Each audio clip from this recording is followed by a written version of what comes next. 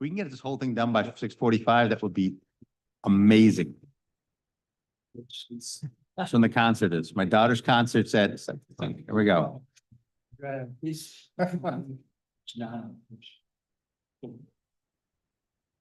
like to call to order this meeting of the planning board for Tuesday, December 16th. The time is 6 p.m. Start the meeting this evening with roll call and attendance. Present this evening is myself, Matthew O'Neill, Vice Chairman Jean Gagne, Secretary Derek Lombard. Members of the planning board present this evening include Christopher Lawler, Perry Kellogg, and James Nicholas. Town staff present this evening include our administrative officer, town planner Nancy Latendra, our minute taker Chloe Chanot, and our our assistant solicitor for planning and zoning Scott Levesque. See, I didn't even look up. He snuck it on me. And our principal planner is present this evening, Aiden Adams. Yeah, I didn't see you there, Aiden. Sorry. Our first order of business this evening is approval of minutes. We have 2 minutes for approval this evening for November 4th and November 18th. Motion to approve the minutes of November 4th. Second. All those in favor? Aye. Motion carries 6-0. Motion to approve the minutes November 18th. Second. All those in favor? Aye. Aye. Abstain. Wasn't here. Thank you, Chris. Motion carries 5-0 with one abstaining, Christopher Lawler. Our next order of business is changes to the agenda. Do we have any recommended changes to the agenda from any members of the planning board this evening or members of the administrative staff? All right, hearing none. Our first order of business this evening, or old business evening, is E1 2024 LMIH 07 comprehensive permit preliminary plan Fasaro Service Street multifamily residential development, 8 Service Street, Assessors Map 37, Lot 12. This is a continuation of a public hearing from November 18th. Review and discussion of supplemental materials provided December 1st. The board will close the public hearing and render a decision. Floor is yours, sir. Thank you, Mr. Chairman, members of the board, Attorney William Nardone on behalf of the applicant. And as you said, we were here on the 18th of November. The hearing was continued until tonight with some direction to us to submit additional material and address the board's concerns by December 2nd. And I'm pleased to say that we followed that directive. We submitted what was requested, including revised plans, which you all have, or you should have, with a revision date of December 1. And essentially what we are here for this evening is a decision. We address the concerns with respect to the setbacks. We address the concern with respect to reducing the amount of impervious surface such that we are now in compliance, and the setbacks are significantly more in compliance than they were. We've addressed the parking by removing some asphalt and installing crushed stone. We have the what my client and I like to refer to as the abbreviated team here tonight, but it is the A team. So you've just got the two of us. And we're happy to answer any questions we can with respect to the plans that were submitted. And of course, we respectfully request that you give us an approval. Thank you. See if there's any questions, members of the board. Chris? Okay, yes, I missed the November 18th meeting, but I did watch the tape recording to get up to date. I just had 2 questions which came to mind. There was some talk at the last meeting about a report from the fire department or fire chief. And was one requested, or it wasn't requested, or it wasn't required? I couldn't find the answer to that. That was responded to by Trenzier's office, and I believe that they had requested and did get an opinion. I don't have that with me in writing, but that could certainly be a condition if the board is concerned with that, that aspect. Okay, and the other thing that I did notice, I was looking at the plans. Was there any consideration given, which would kind of resolve this issue, taking down the garage and continuing the road out? In other words, you make a loop rather than a dead end and then back up all the way out. It was considered, and then, through the fire chief, I'm on the fire department, I drive the ladder truck, which is the longest truck on the, fleet, I'm sorry. They didn't seem that there was an issue there with having to take it down, because I had considered taking it down if it made more sense, so. You know, but else to me, I actually didn't know that they were keeping it, so it's a way to pull in, you pull in with the truck, and you can stick when I say stick, I mean, put the ladder up to the third house in. Okay. So that's something that, you know, I considered as well. Yeah, and again, as a layman, not knowing anything about fire department apparatus, when I just happened to look at it and listening to the last meeting, I said, gee, that would resolve that whole issue. Because then you'd have to turn back out to service. But, you know, if it's not a major issue, that's fine. And Yeah. as long as you're concerned, you know, happy with it and the fire department is happy with it, and they can get their equipment in and out. Okay, that was my biggest question. Okay. Thank you. Thank you. Do you have any additional questions? Yeah, no questions. I'm happy we got the setback on duplex one squared away with the stone patio. Looks good to me. Yeah? Okay. Morris? We had spoken earlier, there were a few items that were listed as attachments or reports that would be provided later. The specific report that was requested, you already had when you requested it. It was with the original submission. And when we revised the plans, we didn't submit those additional reports. I think, Nancy, you could support that comment. They have been submitted. When the record was supplemented, it was only supplemented with those things that were changing. So if you're looking for a specific report, it should be in the linked to the agenda with all of the other information. If not, we can provide that to you directly. Just let us know which report you'd like. There were two attachments or two documents with respect to the monitoring agent for the LMI units and the restrictions, and those were submitted by the December 2nd deadline. One is a template and one is specific to this project.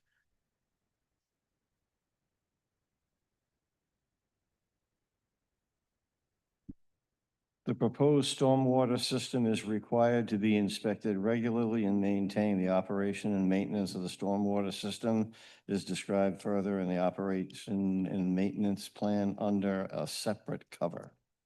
So that is all wrapped up and included in this now? The stormwater maintenance plan was submitted. Yes, a stormwater maintenance plan and a soil erosion and sediment control plan were both required to be supplied at the beginning of the process. Those things did not ring any flags or the like. They get reviewed by the town engineer, and they were part of the original submission. I have to apologize for an oversight. Our landscape architect, Rebecca Nolan, is also here. They plus one.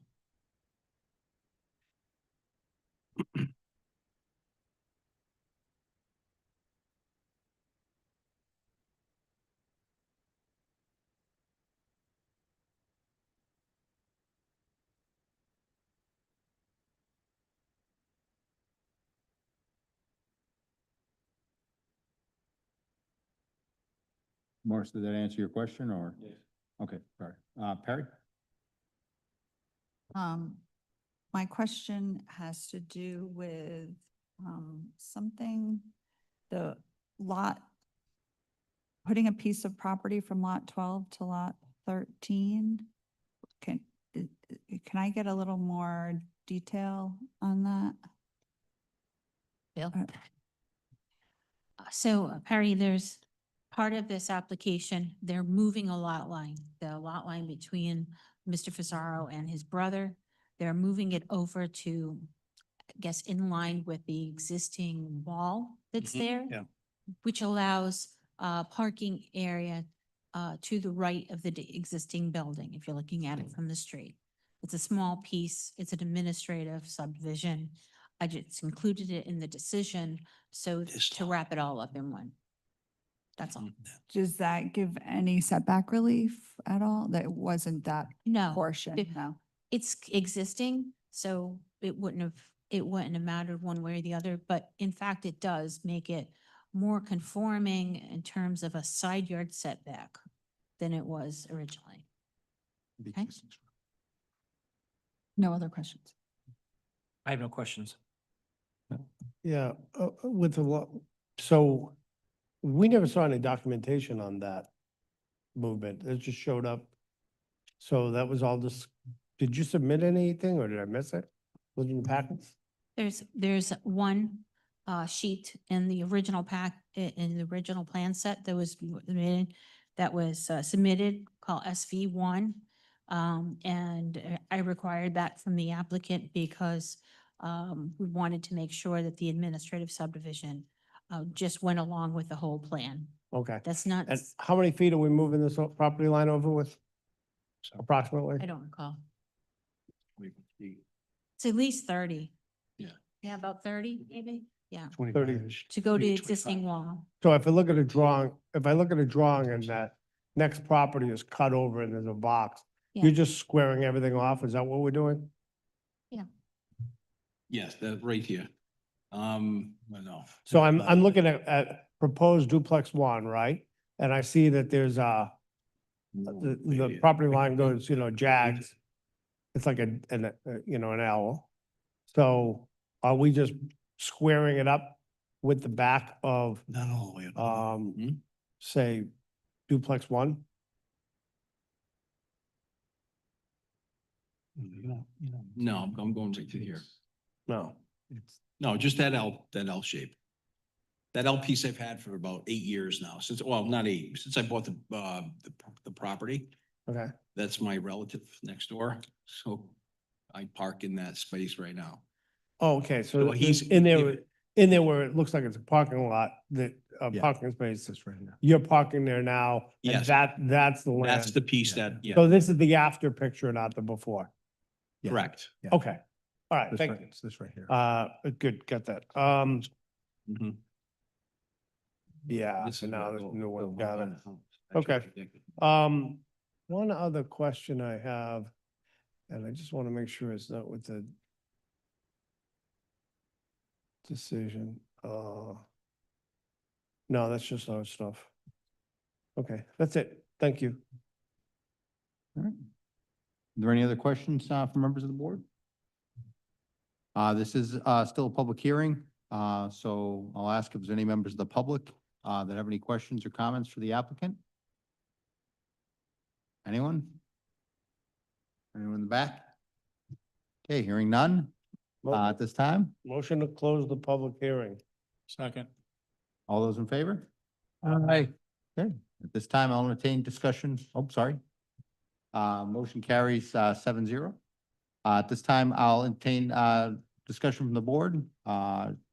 See if anyone has any questions or discussion, or if they have enough information to render an opinion or would like to make a motion on the application in front of us. You have some discussion? All right, I'll open the floor to discussion. Go ahead. Okay, so within the draft memo that we have, there is, and I'm on page 2, the 5, and I'm under B.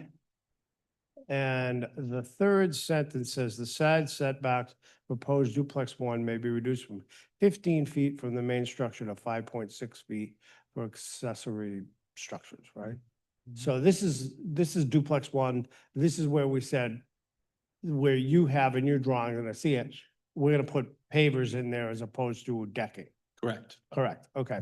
So, my only comment here is that needs to be a condition in here within this decision.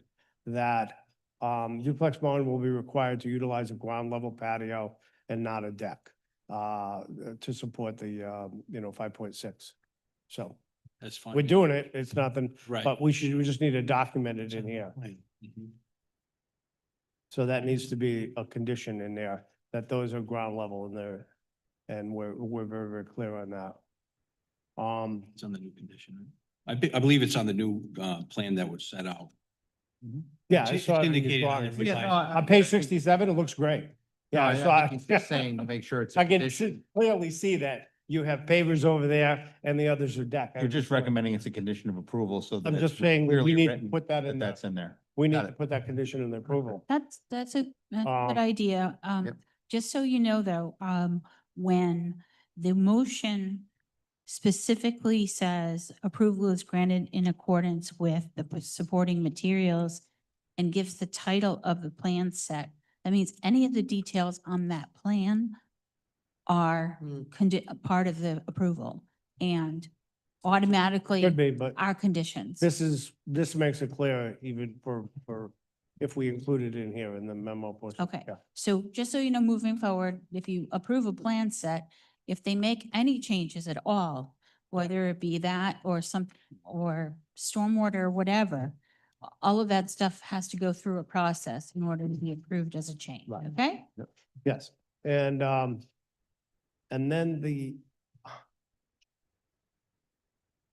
then the section under general findings, it's just a word, just a brevity. So on the bottom of page 2, it says, in May of 2023, we awarded a technical assistance. That whole paragraph, that whole sentence doesn't really add, it doesn't really, Okay, so that sentence is a requirement under the state law for a comprehensive permit. All of that extra stuff that's in there is in there so that the state, so that the requirements of the, of 4553 have been met. and I understand all the section 465 and all that. I agree with all that. It's just the one sentence where in May of 2023, the town awarded a technical assistance grant from Rhode Island Housing to finance housing need, market study, et cetera, to May 24. That's important because if someone is reviewing this, anything that's in this decision, if it was appealed to the courts, okay, they're going to look at only this decision to determine whether or not the town is making any progress towards the 10%. And that is a very, very influential action that we took by getting the housing study done that supports this decision. Okay? Okay, The it need just for seems housing. superfluous to me though. But because we've got all the other stuff that we talk about in here that we've done, so, okay. The other thing is on number 2, on the next page, meets the goal of, and we need a space between of and 10%.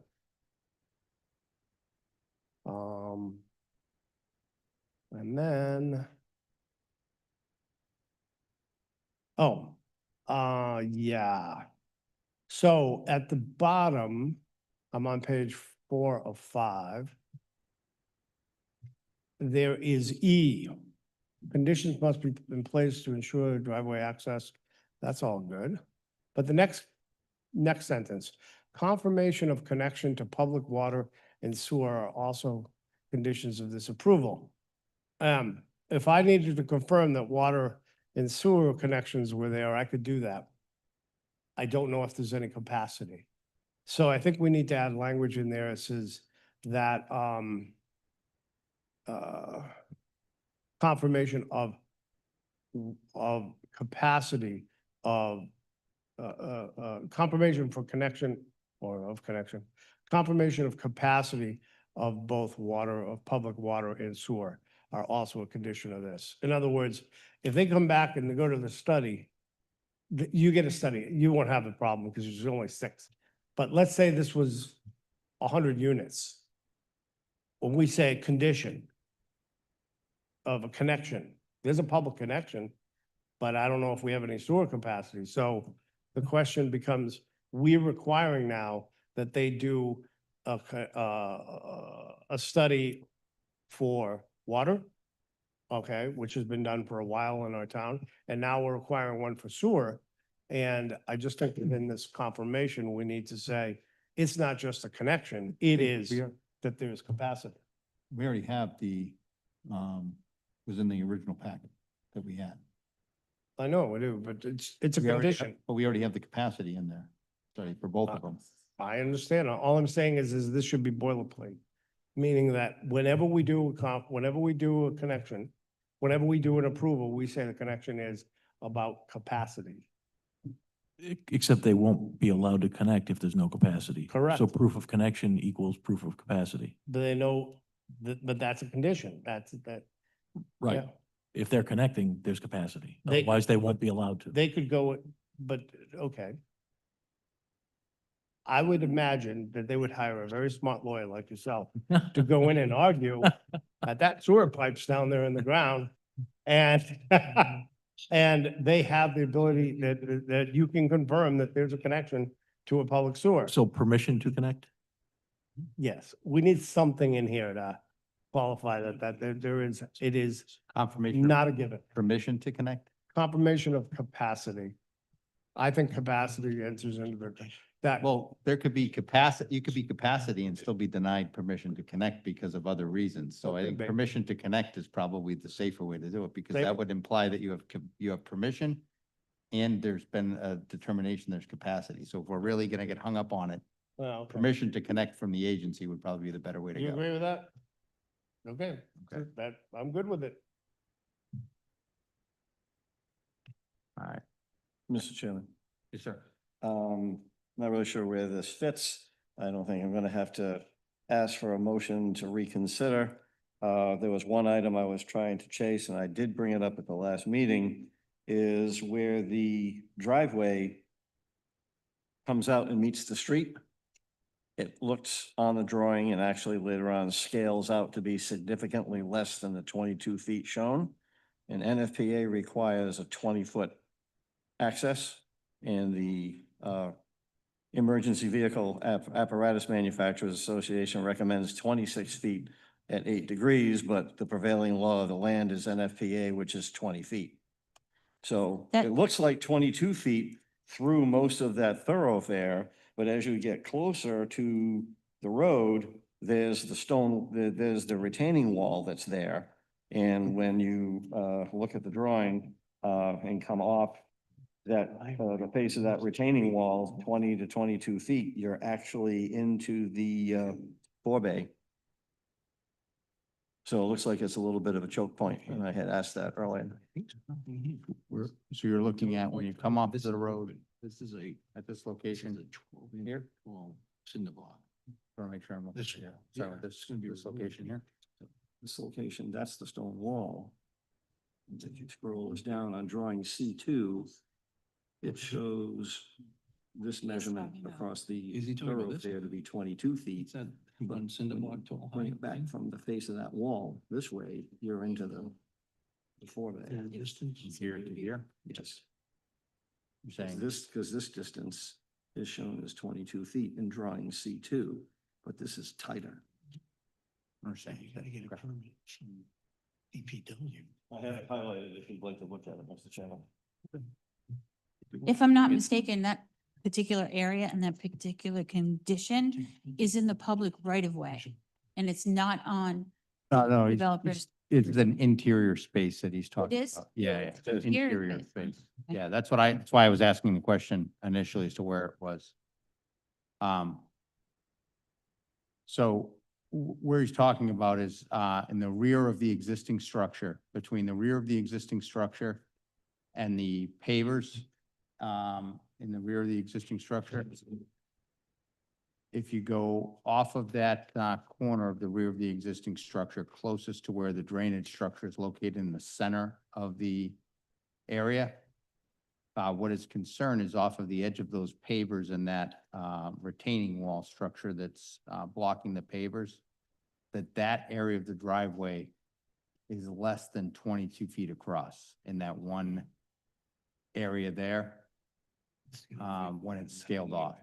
So there might be a point there where when you're, finalizing these drawings, you just have to extend that, section. I'm not sure. I know where it is. Can I ask where it is on here? Sure, absolutely. If you come up, I can show you. And I apologize, you know, it's on the screen for the viewers at home. So if you're looking at,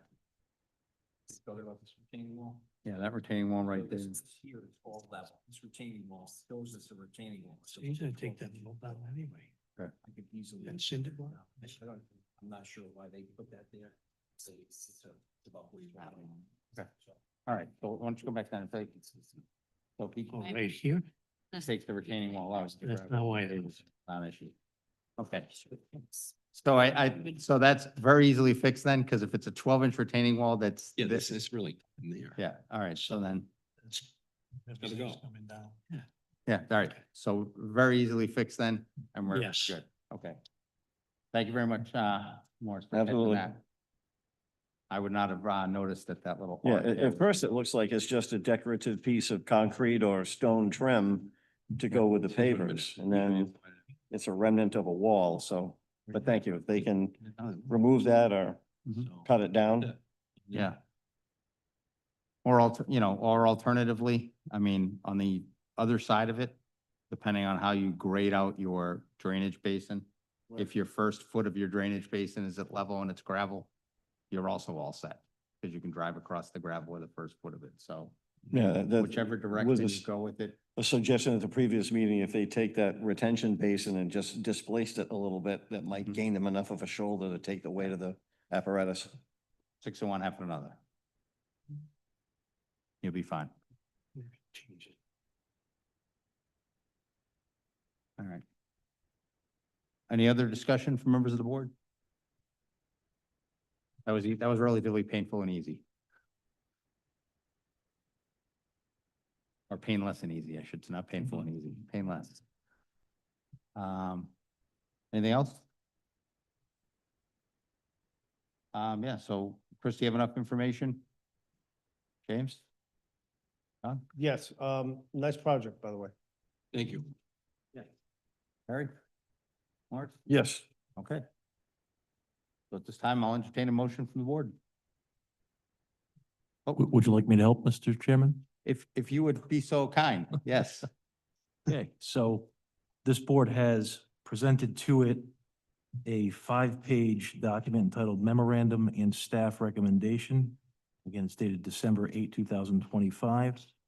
The document contains a recommendation and decision, which includes the required findings, relief granted, and specifically the required findings with conditions. And it recommends approving the project with those conditions. We'll mark that document Board's Exhibit 1 for purposes of this evening's proceedings. If anyone would like to adopt the entire document as a motion before this board to approve the project with the conditions stated therein and as revised this evening, one could say so moved. So moved. There you go. Second. We have a motion seconded. Is there any discussion from members of the board? So when you said revised it for this evening, those are the two conditions that we added and modified. Yes, Okay, amongst the other changes you made as well. they're already, and they're noted on the document. They're noted in my document, they're noted on the record. Perfect. You're good. Good, thanks. Any other discussion? All right, hearing none. All those in favor? Aye. Those opposed? Motion carries 7-0. Thank you very much, gentlemen. Thank you. Appreciate your time. Thank you. Thanks. Okay, our next order of business this evening is item E2, Capital Improvement Program. This is a review, discussion, and possible recommendation to the town manager on the CIP. We have in front of us, the administrative officer's memorandum as well as the, finals? I'm saying that with a question mark, final, spreadsheet put together, by our subcommittee, for the recommendations and the order of, recommended, budgetary items, to go along with our memorandum.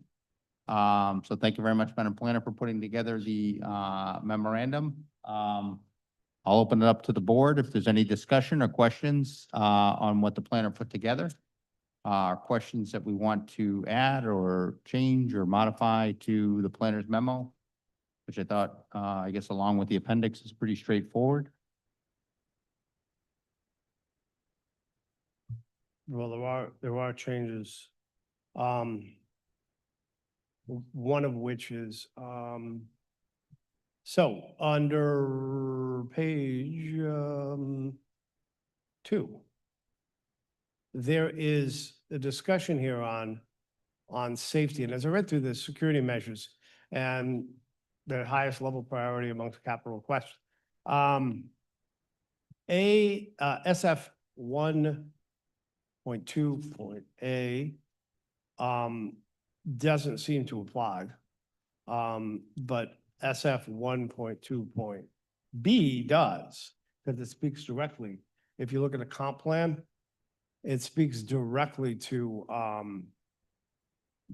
security and concern. So I think that should get changed, swapped out. Hang on, let me just pull up the comprehensive plan.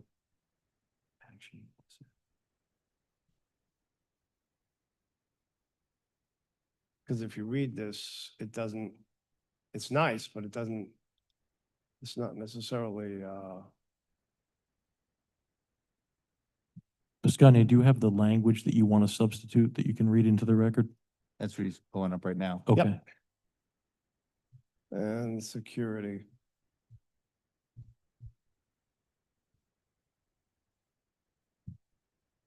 It's at the bottom too. Hmm. It's on page 11, the SF 1.2.B is also on page 11 of this. Yeah, right.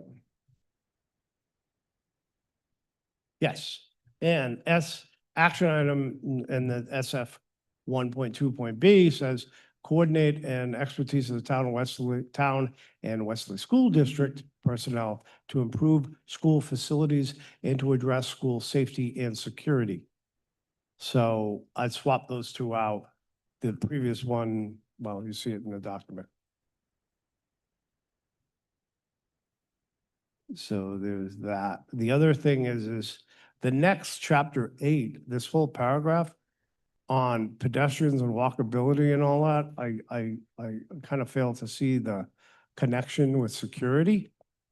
And even 9, even the natural hazards and resiliency, again, those aren't necessarily related to the security access aspect of it, but I defer to my other members on the subcommittee there. Your thoughts on that? Yeah, I mean, I think at least in our rankings, what we have here, number 4. I mean, we've almost got, within 3, we've almost got, 3 or 4 separate, what you could say are 3 or 4 separate different categories, different Mhm. projects. Yeah, Whereas that's 3, and then A and B. I thought, at least with our working group, number 4 on this list here was higher, would be 3A. You know what I mean? Security was highest and then, Yeah. and then water quality protection was like right there after it, very close. so if we did so what, correct me if I'm wrong, if I'm misspeaking. I'm not here. sure if these are in order of importance or Nancy, no, not necessarily. I just tried to group them in according to the different Yeah, preferences. so I think, Okay. It's, Yeah. I'm glad you're looking through the other items, but that sounds great. Yeah, and this might be partly on me, because I think the way I framed it when we discussed it last time was we took the 3 main groups, because our highest priority was the security. security, right. because that was the school one that ranked highest. And then we had a couple of other things within security that rank lower on the list. They're also like police. Right, Communication. the communication equipment, and that's Yeah, where some of that right. walkability stuff comes Yep. into play. But they were lower on the list, but they fell under security's umbrella. So some of that stuff popped into that. So they pulled into that security one, even though they're lower on the list. So, but security was the highest one because of that. I- So that's, I think, why you see some of that stuff get pulled forward, but I see what you're saying, is as opposed to doing the highest category, and that's because we did security, this. Right, So we pulled everything under it. So I get what you're saying. maybe Is pulling this- those. Is this a document, pardon my ignorance, is this the document that's actually gonna be sent to the, Yeah, The they're gonna manager get and- both. They're gonna get both. And You're gonna CC the. They're gonna get crowd this, for and that. then the sheet is an appendix to it. okay, So what we can suggest, and this is kind of what I was getting at before, is when we were talking about this and trying to focus it, we don't necessarily have to, in this written document, say every item that's our concern. Right. We really just have to hit the highlights of the things that are our major concerns. So if we want to, And these are if themes, you when you wanna- say major concerns, you mean themes. major As themes, opposed to and then not you can highlight requests. within those themes a couple of those items. Right. So when you talk about security, you can specifically call out those action items that fall into that from the comp plan, like we just did about the schools, and call out that one. Right. You don't have to necessarily call out all the rest of them where they fall, because they didn't rank high enough on your ranking. So it's not necessarily a all or nothing type of a suggestion. So if you guys want to take off some of the lower ranking ones that fall under security because they fall further down your list and not have them reflected in the text of this, that's fine. We can do that and just Yeah. write the higher ones on there. And then make it so you're just getting the highest ones in each one of your categories show up on the written. They're still gonna get everything, because they're still gonna get the list of everything you guys ranked, Right, exactly how you ranked it with the scoring you gave it. but This is just I to guess, hit the I guess, highlight points of the things that are the most important to this board. But I think it's also important too, that Yeah, they're in pri- order of priority. Right, that Right. Some things also need to be rearranged. absolutely. Yeah, absolutely. So that's fine, because if we take some of those things out, then it reorders the priority exactly how you have it on the sheet. So that's fine. see, I think the sidewalk things and all that are fine. It's just where it's under three, it doesn't, to me, those next two, the hazards and resiliency, those are appropriate because we talk about, the dunes and everything like this. I think it's just, we just pull those two out of three and move them somewhere. Move them down. That's You fine. move them down into a thing with, You could move them down after 5 and put them as 6. or Or put them or as move 4 them in front of and recreation. push 5 down. Push right, 5 down, make them Exactly, 5 and put them I would agree. exactly. put them ahead of the recreational facilities. So it's like a little bit of a reordering and a rewrite. Because then there. that keeps your security as the number 1, your water quality Right, as number 2.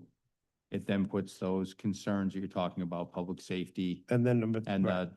the natural hazards, number 3, and then recreational facilities 4. And that's generally the order you have things laid out in your scoring. Yeah, That make sense? makes Anthony, sense. does that make sense? So just moving A and B down and making them paragraph 4? Or paragraph 5 rather, and paragraph 5 becomes paragraph 4. Or 6. I can speak. I know what I'm saying. I suggest that somebody write all that up and send it in an email Yeah. to Aiden, and we'll make sure that things get adjusted, and then we'll send it back to maybe to Mr. Gagne and make sure it's what you wanted and that. Yeah. Before it goes. We can do forward. that. Got it. So in as much as the ordinance is the 15th, we can forward. Well, let me ask the question of this, is in terms of, other than the order that we're saying here, is there anything about the text and what we're putting together that anyone has any problem with? Because I think if we're in agreement with what we've said and we're just adjusting the order, Mm-hmm. I don't have a problem with signing this if everyone's in agreement with the language, if all we're doing is changing the order of the, if we can agree on the order tonight and you guys are in agreement, I have no problem signing it to get it over, once we rearrange it, Right. if the board's okay with that. I, Okay, we can make sure the change goes out to everybody then. Even if it's just circulated by email, here it is, all tidied up or whatever else. I think that's fine. Just to, Just make sure we're not having any communications outside of the meeting. So if you receive it, if you want to respond to anyone, make sure I'm on the list. You respond only to me. Okay. Okay, and then I'll make sure if there's any issues, we'll deal with them. right. So I guess once it gets redone, Aiden, send it back out to Scott and to everyone. And if anyone has any questions or problems with it, Bring it back let, to, let Scott know. yep. Agreed. If you're okay with it, let Scott know. You can tell me that too. Let Yeah, Scott know. And Yep. then, once I get the word from Aiden that Scott has said everyone's okay, I will sign it. And we can forward it to the, town council. Or if I get the word from Aiden that Scott has said, don't sign it, I won't sign it, it'll bring it back to the board. Yes, a town manager, yes, town manager to bring to the council, yes. And I just have one question concerning. Now, everyone good with the scores as we ended our meeting last? Yeah, I think we, All of that? Mhm. Want to check. Okay. Yeah. All right. all right, all right, so we'll make it, so you're gonna Oh, yeah. tweak the changes? No, so you're gonna tweak the changes of this and then we'll get it back out and get it from there. All right. 80. Yep. Cool. We'll go from there. All right. I'm going to step away from the meeting here for this last order of business, which is the, phase one zoning revisions. But before I do, because I have to step away from my daughter's concert, I do want to, thank Nancy, because if I'm not back and you guys finish this meeting before I get back in the next hour, I just want to thank, Nancy for her time here as the, town planner here in Westerly. I know it's been a pleasure to work with her over the last, I don't know, it feels like a million years since I was sitting over there in Chris's seat and showed up here the day that I found out I was appointed, because I didn't even know what I was supposed to do. And Nancy pulled me aside and said, yeah, you were supposed to show up earlier and get sworn in and you can't vote. So just sit there, listen, and don't do anything. Really has helped me along in learning all the process here, has made, this job for me, certainly something that, I'm not gonna say I enjoy doing, because if anyone enjoys doing this job, you should really go have your head examined. But at least something that's not quite as painful, as it could be. So Nancy, I want to thank you for all your efforts, through the years here for the town of Westerly. And we wish you well as you, head off into your new job and new endeavors here, into the future. So thank you very much for all of your time and your dedication to the town of Westerly. I know, but this is your last meeting with us, so I just want to say thank you to you before I head off. Just in case I don't make it back, but if I come back, it's gonna be really awkward now. You guys are still here at 8 o'clock when I get back. I'll get to do it again as the meeting ends. Yes, so I'm gonna go to the Christmas concert at the high school and I'm gonna turn the meeting over to John. Okay, All right. so the next order of business we have on the agenda tonight is old business. It's number 3, E3, Phase 1 zoning ordinance revisions, review, discussion, and possible recommendation to the town council on zoning ordinance revisions. And we've got the document, text amendments for review, which is lined. And if you're watching at home and you pull it up, there are line numbers off to the left. And we're just gonna go through it. So from there, we're going through Mr. the Tivani, red line version. And Nancy, I just would like to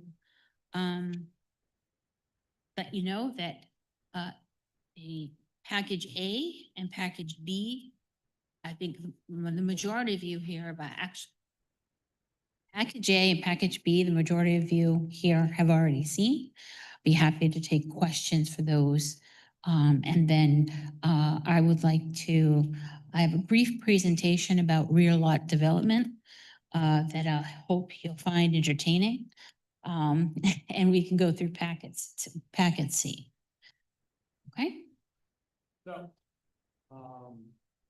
Oh, and Aiden's going to be taking notes as we go along because he'll be working on the process going forward. Thank you.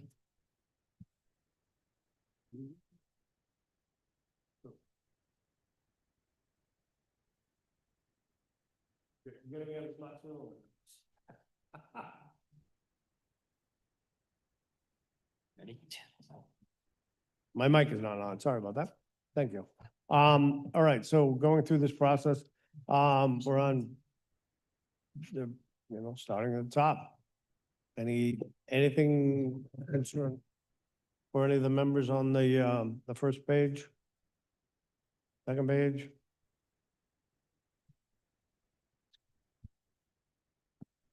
we've been through exhibit A and B. We're going through C or we're rehashing exhibit A and B again? A and B, if you have an issue on A and B? Yeah. We're making recommendations to the council, we can go back and deal with it. Okay, I have nothing for either. Okay. Anyone else? Mhm.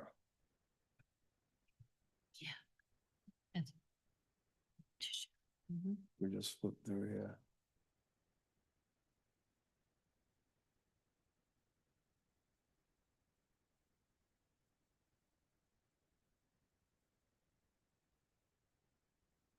Thank you. We'll get to that soon.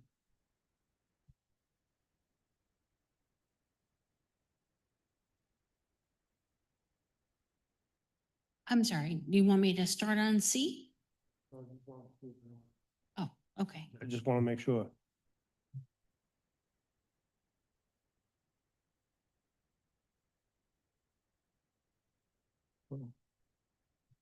You have nothing. Okay.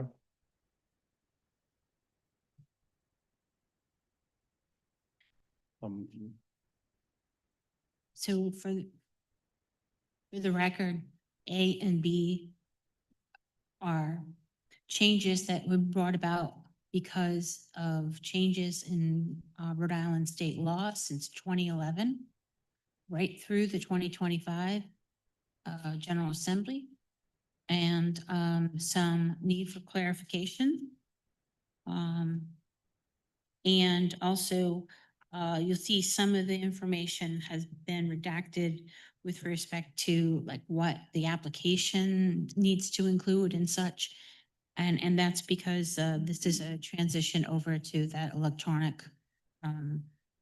the electronic system that we're using now, the filing on OpenGov, which has a very similar process and similar system that Aiden is working on coordinating, making templates and making sure that the information gets received. So we don't need that in here anymore. That's all. I have a question concerning parking, and this is for the solicitor. So, and I'm on line like 427. And this kind of goes through with parking. It says, notwithstanding any other provisions of this chapter, no more than one off-street parking spot is required per dwelling unit for units up to and including 2 bedrooms. The planning board may require up to 2 off-street parking spaces for dwelling units with 3 or more. Okay, so here's the question. If we're dealing with properties and there is enough room for off-street parking, let's say there's 2 units and there's enough room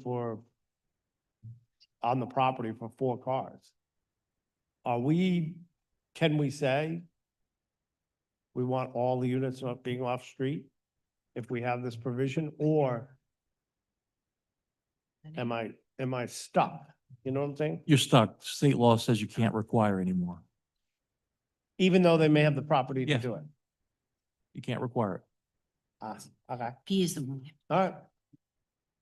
Thought I read it that way.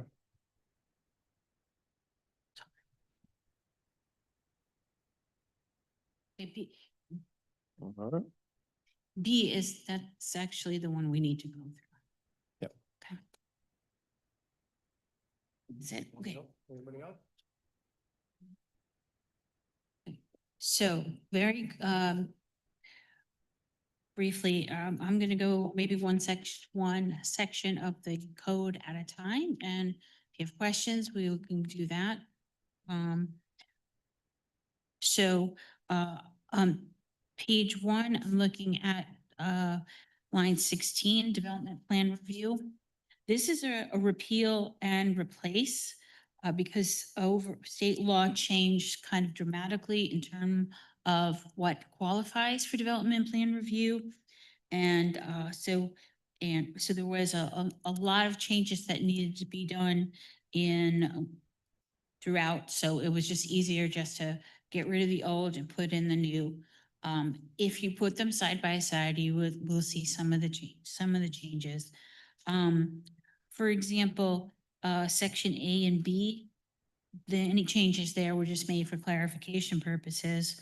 But C was the majority of the changes from Rhode Island state law based on the definition section in the subdivision land development Act.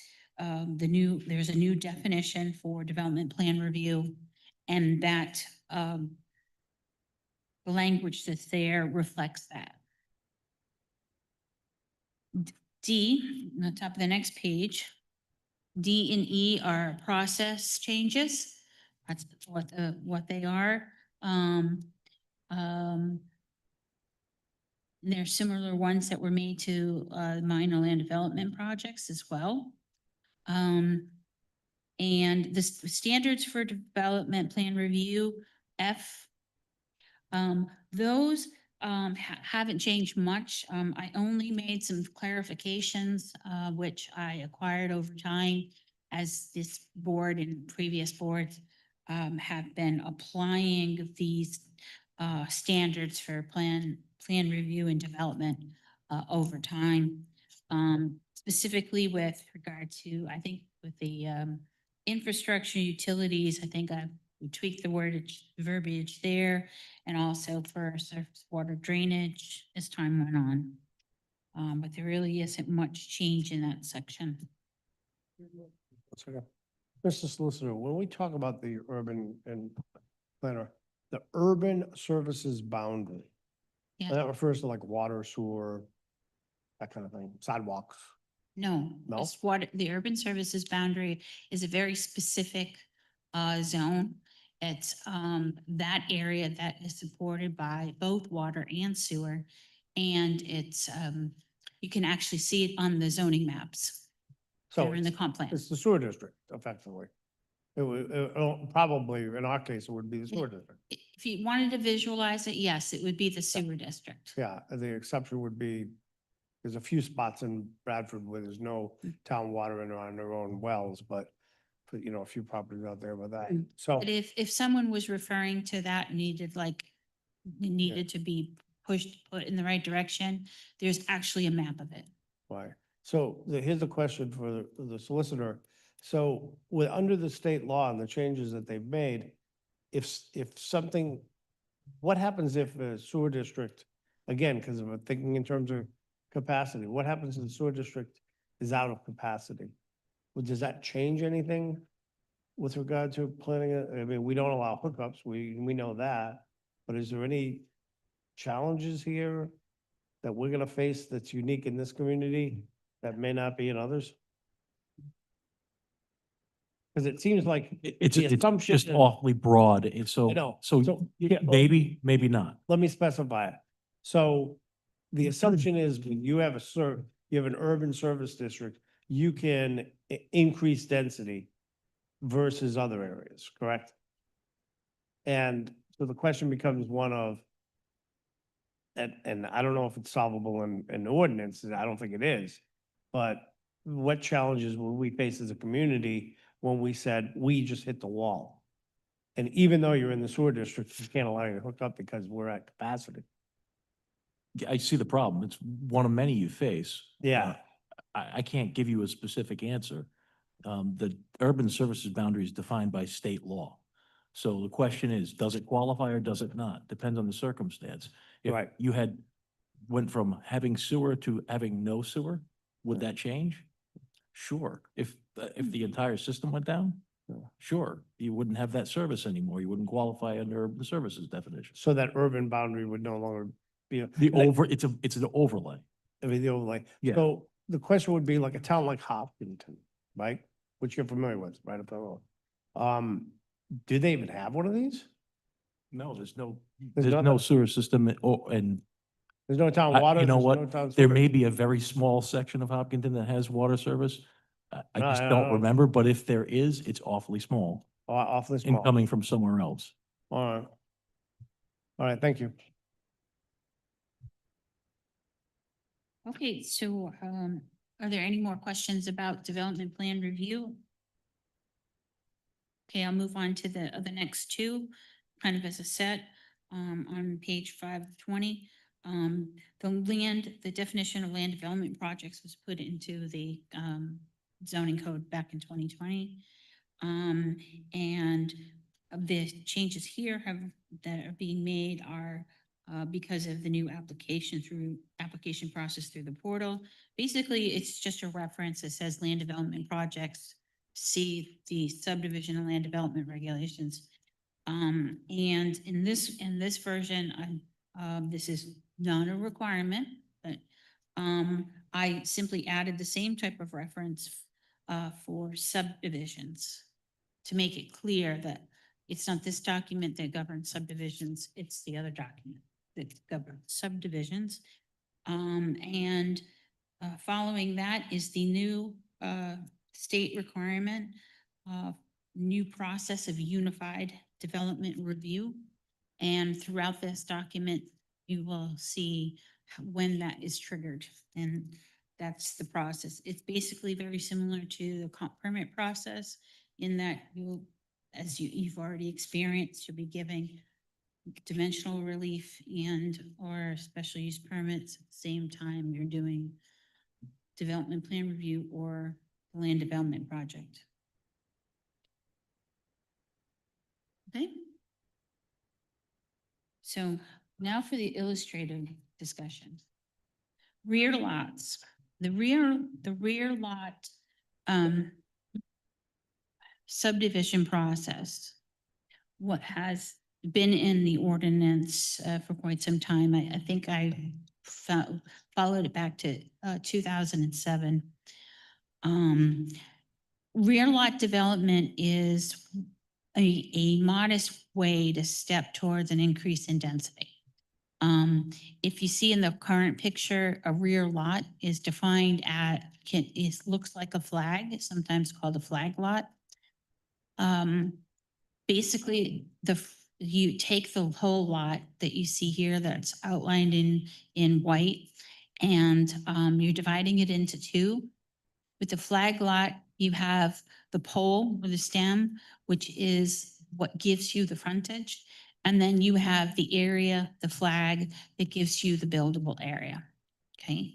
Now, under the current zoning code, that back lot would have to be 50,000 square feet or twice the requirement in the zone, which means the minimum size of that rear lot would have to be 50,000 square feet.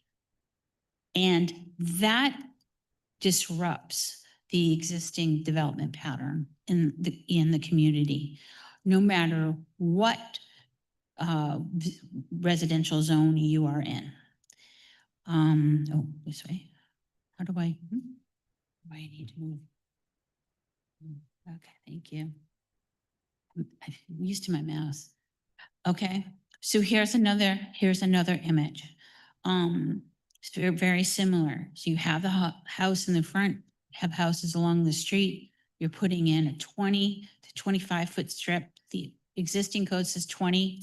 I've upped it to 25 to allow for stormwater and maybe a mailbox and things of that nature that you don't have to put on somebody else's property. And you can build the home in the back. This way. This. Okay. So There has been, since I arrived here 6.5 years ago, there has been a lot of inquiries about rear lot development. In the high density development areas, HDR 6, 10, and 15, okay? It's the need for this comes up in the form of infill development. In other words, you have an established dense neighborhood, and you have that situation that we just saw, where you want to subdivide and further build. In the medium density zones, we have a number of existing oversized parcels that simply don't have enough frontage for two regular sized lots, but there's enough area.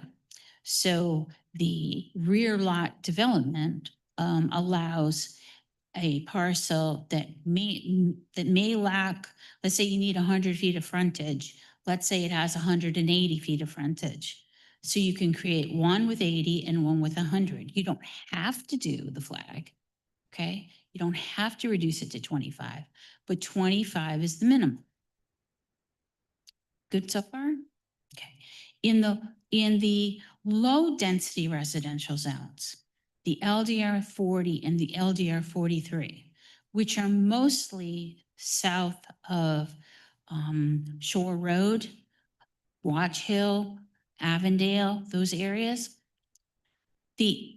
What's happened there is over time, there's been subdivisions that have the required frontage, but it leaves pieces of property landlocked.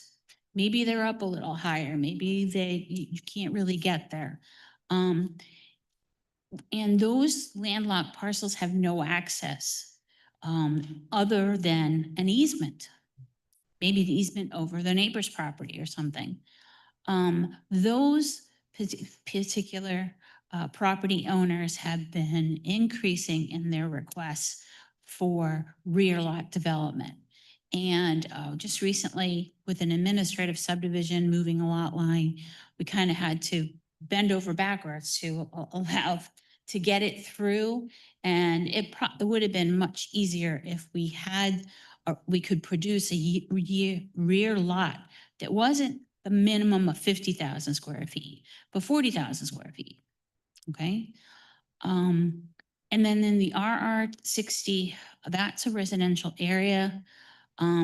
There's a number of lots that that are large, that have areas suitable for development for housing, but the frontage is lacking due to wetlands. So for example, let's say if they have the frontage, there's wetlands in the front near the street, so they have to come in somewhere else. But if they could reduce the frontage down to 25 feet, well, then they could have access to that location.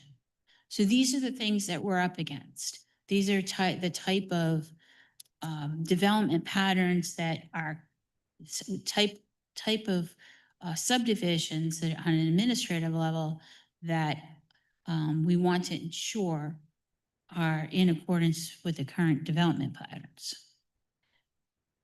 So I have a few more examples, and this doesn't mean that this has to happen. This is that same front lot, flag lot that I showed you before. And I just want to point out in that image, and this is not in Westerly, this is something I got off the net. There's an alleyway that goes down the left-hand side. So let's see if we consider that perhaps as the access point. This particular cottage style development works out very well. Whether or not it would work out in Westerly, I don't know, but this is where the access is along that alley. The parking is there on the side, inside the circle or oval, and the rest of the property you access as a pedestrian. So I just got a few more examples. Here's an example, a similar situation to that 50,000 square feet or 2 times the requirement. So let's say you're in the HGR 10, it would be that would have given you 20,000 square feet, but the minimum is 50, so you'd have to have 50,000 square feet. So in this situation here, let's say the lots 2 and 3 are 20,000 square feet. Well, that means the flag lot behind it would have to be 50,000 square feet. Same thing, not with flag lot number 5. Showing another example. Here's an example that's, illustrative only. You have 3 lots in the front. Let's say the lots are P15. Let's say they're P15, they're zoned they need 15,000 square feet per lot, 60 feet of frontage. You have 2 lots, the one at the furthest down and the one in the middle that meet that. You get another 3rd lot that's actually bigger than what's required. And so now you're putting a 15,000 square foot lot behind it. In this case here, kind of looks like more than 25 feet wide, and it's got like 2-way traffic. I don't know why that is, but anyway, it's a kind of an off illustration. And I mean, here's some more examples, just in general. This is what we find.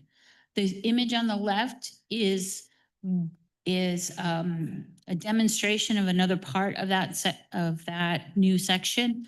It says you can't have more than 2 lots, basically on one stem.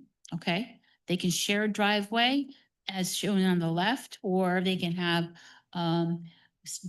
driveways side by side as shown in the bottom image. The top image happens to show a development in a much denser area that has a multifamily, 1, 2, 3, 4, 5 units at the back of the lot, same density as what's in the front. And here's another example of how things can be subdivided and in that kind of cottagey situation. So those are the examples. And if you want to see a red line, I put that together for you. It's much simpler, straightforward this way. And that's it. Comments?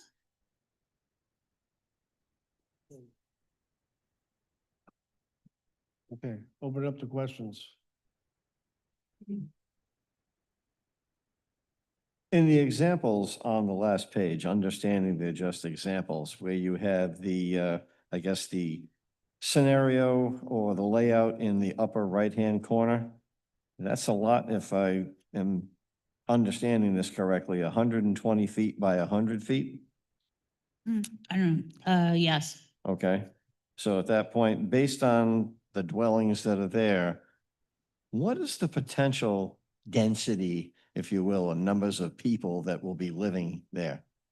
I couldn't tell you because first of all, I don't know if they're 1-story buildings, 2-story buildings. I don't know if there is a requirement for parking. In this particular case, I don't think there was. I think they're probably apartments and it's probably in a city. So I don't know. It depends. So when we look at this as a modest step towards density, what are some of the densities that we're considering potentially on these small 100-foot by 100-foot nominal lots? No, what we're looking at is if you're in a situation where you're in a neighborhood where the lot size is, the average lot size is maybe 7,000 square feet. You have, but it's zoned HDR 6, okay, which means you are required to have 6,000 square feet. Then the lot that is being proposed would have to have 6,000 square feet in the back to accommodate the same things that you would in the lot that has the correct amount of frontage. But the driveway is what takes you to the back, and that's not included in the number. Whatever you can do on that lot now, you could do then. It's just, we're reducing the sizes of the lots to equal what is already there and not having to throw 50,000 square feet on a lot in an HDR 6 zone. That's all. Nancy, I have two questions. I'm sorry. Were you done, Morris, for the time being? I have two questions. One, in the printed document we have, this looks different than what I'm seeing. Yeah, Um, if it was red lines, that's what it would look like. Okay, so, What I did was I did a repeal, replace. okay, so this is different from what I'm seeing on our, The results should be the same. It might be off slightly. Because I went back and I did it. So, okay. All right, that was one. My second question is this. What is just for a little bit of context, what is the historical reason for requiring a certain amount of road frontage in order to build a certain amount of units? Just out of curiosity, I looked at a property in Potter Hill, there was a flag lot. And I didn't buy it because, and it was a 20-acre lot. And I didn't buy it because my realtor said, you can't do anything here. And I wasn't looking to do anything other than, build another home for my daughter or something. I don't know. I was just looking at it. But I didn't quite understand, what's the reasoning behind why was that the rule before, that you needed a certain amount of road frontage to build a certain number of houses? It didn't make a whole lot of sense to me. I'm sorry, I don't know how to answer that. I can speculate that it has something to do with two things. First of all, the more road frontage you have, the more expensive the roads are. Okay, so you're limiting the amount of frontage. Generally, the road is shorter, or you get more out of the road. From an engineering standpoint, and Matt would probably know the answer to this. And I remember hearing somewhere that a specific lot needs at least 20 feet of frontage in order to, if you're going to connect it to sewer and water. Because you're going to use the driveway to get everything up to the building in the back, right? Or to the building. Also, I know for a fact that a 20,000 square foot lot is the size, the minimum size necessary if you're going to have a single family home on a lot that also has a well and a septic system. It happens to be 20,000. And I don't know where that number comes from. I just remember it being said. So I would think that's also some kind of a spatial relationship in terms of traditional housing, depending on the type of neighborhood. So when you have a single family development that's on 2 acres, it's usually going to have no more than 100 feet of frontage, and then it's going to go back. Again, the more street you have, the more expense you have. So there's a lot of that. Okay, thank you. Yeah, I know, I know that's, that wasn't your role. I was just trying to get a little bit of clarification. No, I understand. The other way to look at this is look at what's out there already, okay? If you look at the east, if you look at the north end, there is a lot of 6,000 square foot lots there. And you want to, if you're going to reproduce that pattern or continue that pattern in that area, you're going to want something close to a 6,000 square foot lot. The other thing is, and so that's basically it. But if you're in RR 60, you have really large lots over there. And they're not limited to 200 feet of frontage, but they require 200 feet of frontage. So it can get, but it's for different use. Most of that use originally was for agriculture. That's why. Understood. And then just the driveway width. Yeah. So So these numbers here, we've got 20 feet, plus provisions for drainage and maintenance. mhm. What's the, lesson, does 20 feet adequately allow for 2 cars to safely pass one another? I'm Just, In a driveway, absolutely. yes. Okay, so Yes. they could pass Yeah. by one another. Yeah. What is the 15 feet I see on here? Paved for width of 15, of not less than 15 feet. Oh, this is the area at the end of the driveway where the driveway intersects with the street. There's always kind of a landing pad there. So it has the area that car pulls in should be at least 15 feet wide and not less than 20 feet deep of pavement. After that, gravel, not whatever you want. Okay, and that's hasn't changed from the original. That's same one. We carried it over when I discussed this with Marty, the zoning official. Okay. Mhm. I guess lastly, it's more of I guess more of a thought than a question. For me, it's a balance between allowing people to develop their property thoughtfully. If you own property, it's your property in my mind. Well, no, we don't really own anything. But allowing people to develop their private property while also, trying not to infringe upon the neighbors. With these flag lots, and I know setbacks are dependent on what zone you're in, Mhm. but is there any consideration given to seeing as how we're reducing the size of the lot required? Was there any consideration given to increasing the setbacks a little bit from the neighbors to not infringe upon the neighbors? So generally you don't, you're not creating a rear lot out of someone else's property. Usually the lot in the front, you own the lot in the front, you're creating your lot and you're probably gonna sell it. Privacy, of course, is a reason why in certain areas, you can request a bigger lot in the back. I wouldn't mess around with setback requirements because then once you do, you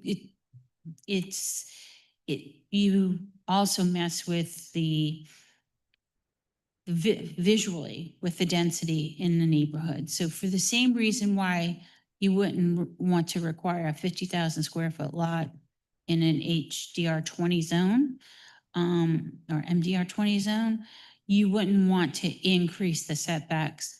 The front yard in an image like that on the left, the front yard is actually, they're facing each other, the front facade, okay?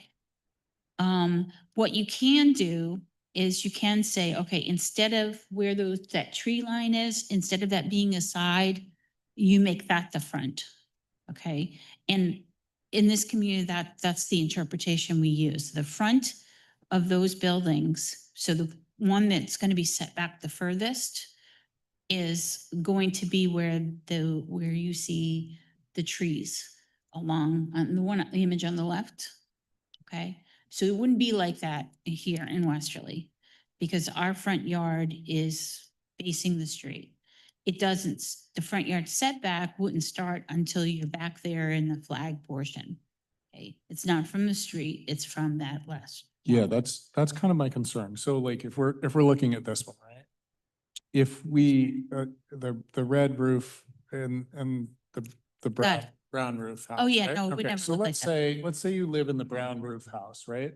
Mhm. We want to be able to allow red roof to develop their property, but if we increase the front setback, and again, it's not from the road, but from the property boundary there of the front, you don't have somebody staring right into your back window, you've Right, got a little yeah. bit more buffer. And again, that's like, for me, it's the balance between, you know, This protecting the illustration, brown roof while also allowing the red roof to be able to develop their property. And I think that might be something that I would consider is increasing. the Absolutely. I don't particularly like that illustration. No, Um, it's just an example. Yeah. So let me see, I gotta do this. This window. All right. It doesn't have to be that way. Okay, if you go to the, I think it was your second slide. This is the one that has the flag lot case study. Oh, okay. Hang on just a second. Yep, This? nope. Next one. Next, Okay, that's the first one. sorry. It's the one where you have 5 buildings with an alleyway. Okay. The hand drawing one, sorry. This one? The one to the right. Yeah. All right, that one scares me a little bit. That looks like you're applying parts of a comprehensive permit to it. Yeah. Okay, because that's like, to me, overbuilt. And I could see people getting nervous about squeezing as many units on a parcel of land that you can possibly do, which Yeah. obviously changes the character of the town. My first question is, on the current zoning regulations, it mentions 6 zones, right? It says RR 60, Yes. DR, all those. And on the new one being submitted, it says all residential zones. So which residential zones aren't included in those 6? Okay. The last page here, HDR 15 was not previously included. Oh no, I'm sorry, HDR 6 was not previously included in that list. And so that's being added in, and that's where you get all of them. Okay? Okay. Um, Yes. the, Reasonable. and again, a lot of these changes obviously are taking Down there. larger lots, okay? Shrinking down how many square feet are required per unit or per building. And the language that's coming out of the current regulations on each of these is basically taking out wording in regards to a single dwelling unit. Because the current ones, almost everyone says single Mhm. dwelling unit. It'd be So- limited, it would be deeded as part of the parcel for access to a single dwelling unit. So, Well, the reason for that, and Rose is not like this, um, is state law has changed and we're not allowed to exclude 2-family and 3-family from any residential zone. So that would have been inconsistent with the current state law. So I just left Okay. it as so residential. basically you can build a 2 or 3 family house. Yes. Still one dwelling. Yes. Okay. And the rest of the zoning code needs to change to reflect that, but Okay. we haven't done that yet. That's coming up. And the other one that it appears to be left out, on the current one, it says, it's talking about a sight line of 150 feet, Yes. and that's no longer applicable. It's not in here. It's not necessary. I mean, we don't and you can't, if you're in an HDR 6 neighborhood, if you're in the north end, do you think everybody's driveway has 150 feet visibility? You hope so, but where you have those tighter neighborhoods, you have hopefully streets where people are going slower as opposed to the other ones. That is something that when you do a subdivision, it's something that's kind of automatically thought of, okay, how's visibility going to be here? Is this too close to another driveway? Is it too close to an intersection? That kind of thing. When you go through the planning process, it's just kind of what you do, and we're engineers. They look at all that stuff.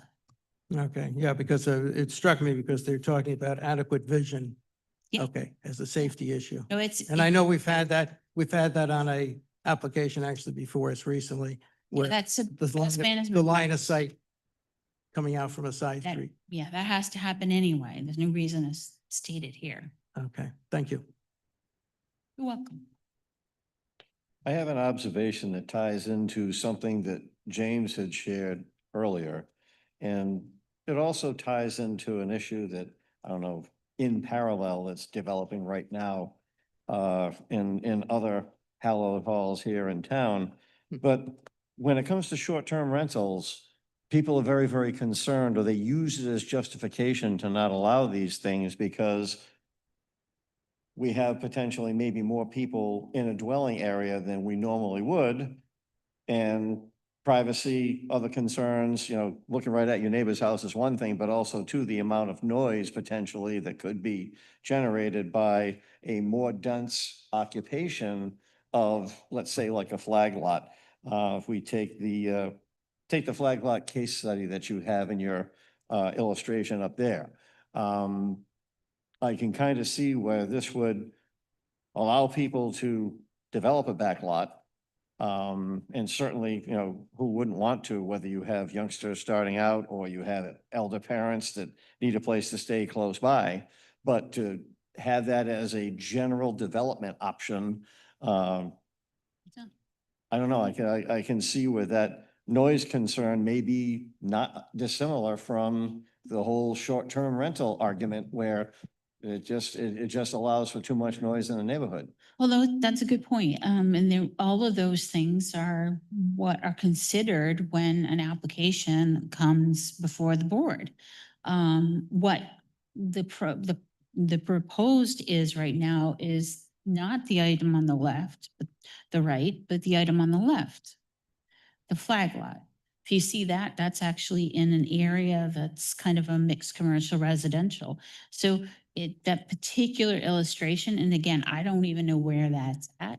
But I can guess it's probably, you know, if it was going to fit anywhere in Westerly, it might fit off of Canal Street. I don't know.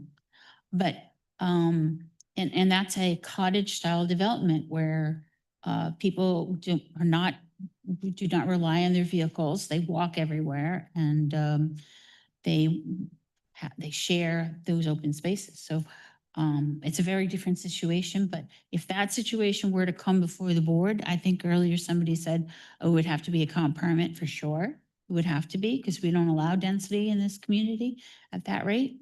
So it would have to be a comp permit and all those things would come into play. As they always do. I understand proposed intent, and good intentions usually have a way of changing sometimes. And then also too, you know, with state laws as they are now, might not allow for, you know, a greater saturation, if you will, but we see these laws change all the time. And what we may decide to develop would be one thing, it would be great for a while, and then when the state laws change, what keeps us from being in a position of, well, the state now allows that, so you can't disallow it in your Yeah, town? you have a planning policy here that specifically says that you have neighborhoods, you want to maintain neighborhood character. I'm just giving you another tool to be able to do that. And I'm giving you the recommendation that the current tool does not do that. The current tool disrupts what the character of neighborhoods are currently. In terms of the high density, well, that will come in time. This is just like I said, I think a very reasonable way to permit infill development or to ensure that when you get infill development, that the lots and the areas are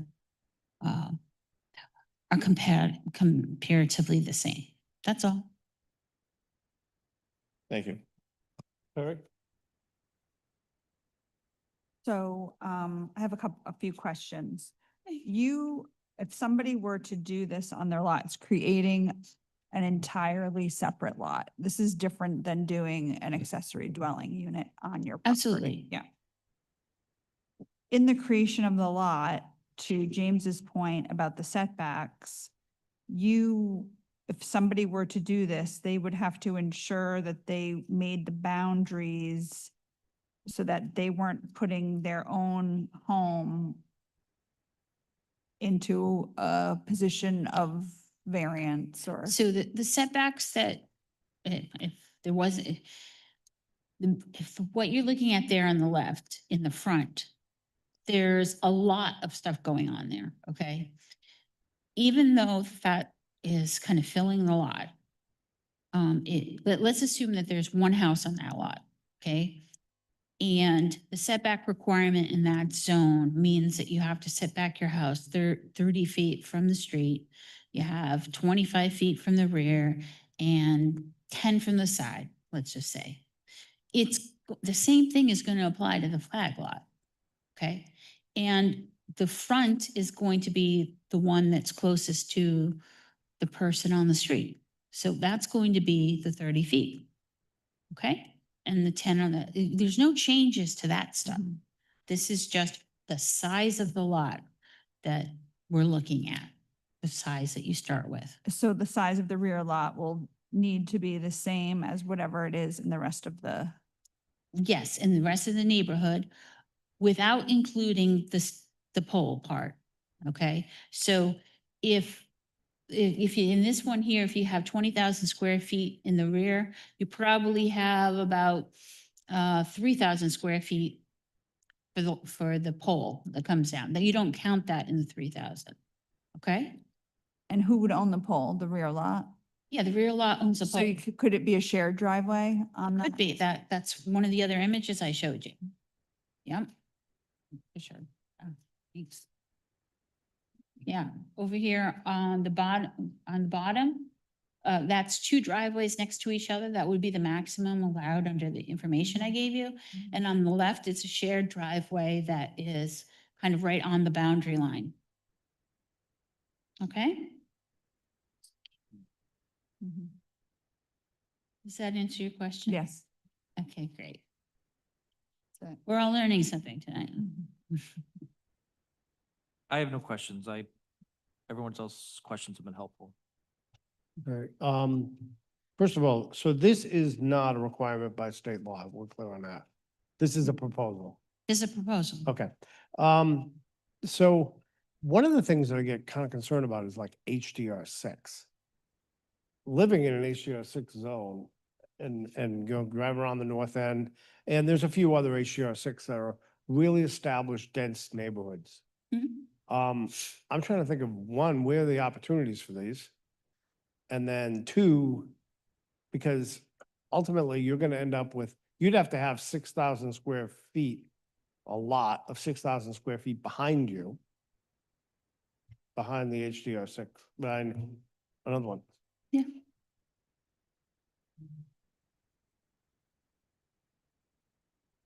Right, you'd have to have it equal size. Yes. I know, it's not just. That's right. It's not just HDR6. Oh, no, I understand, but I'm just trying to think of where in HDR6 we'd even have occurrences of these.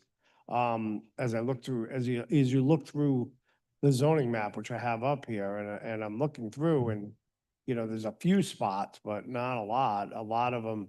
And,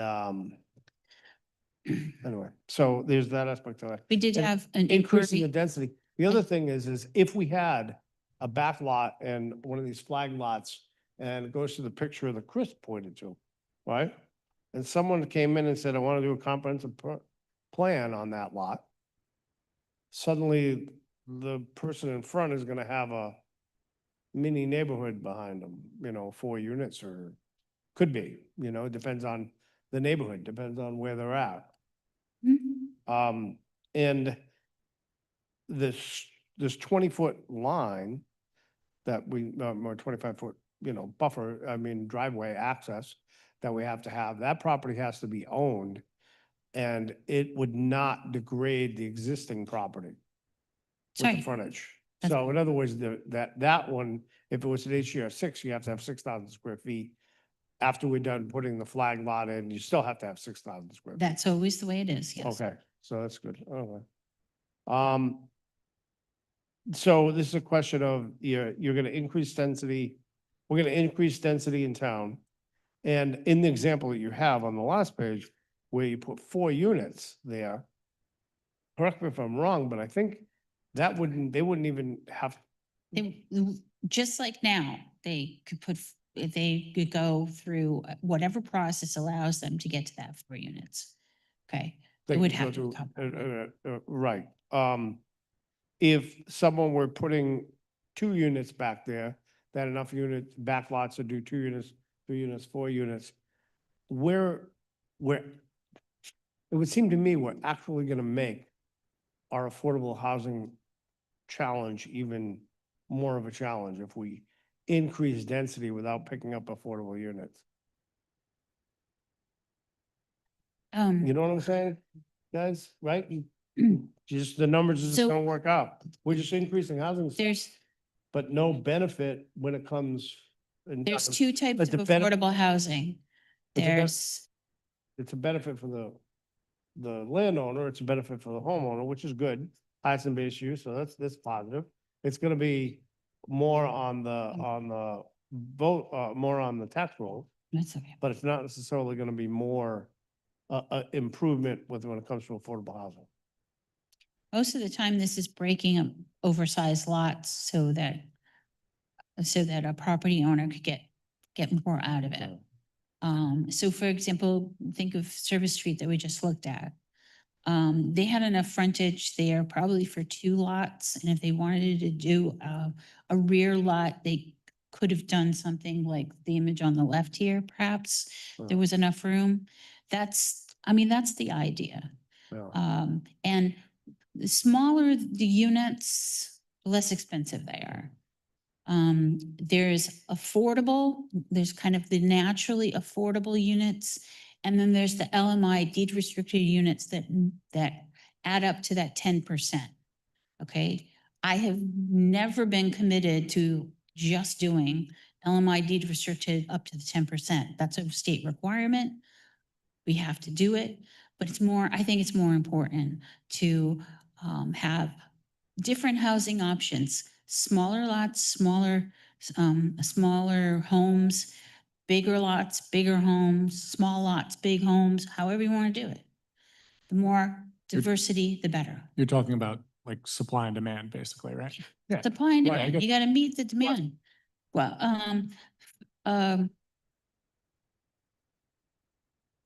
Well, I think she's talking No. about what she's saying is, in addition, this is, But. Yeah.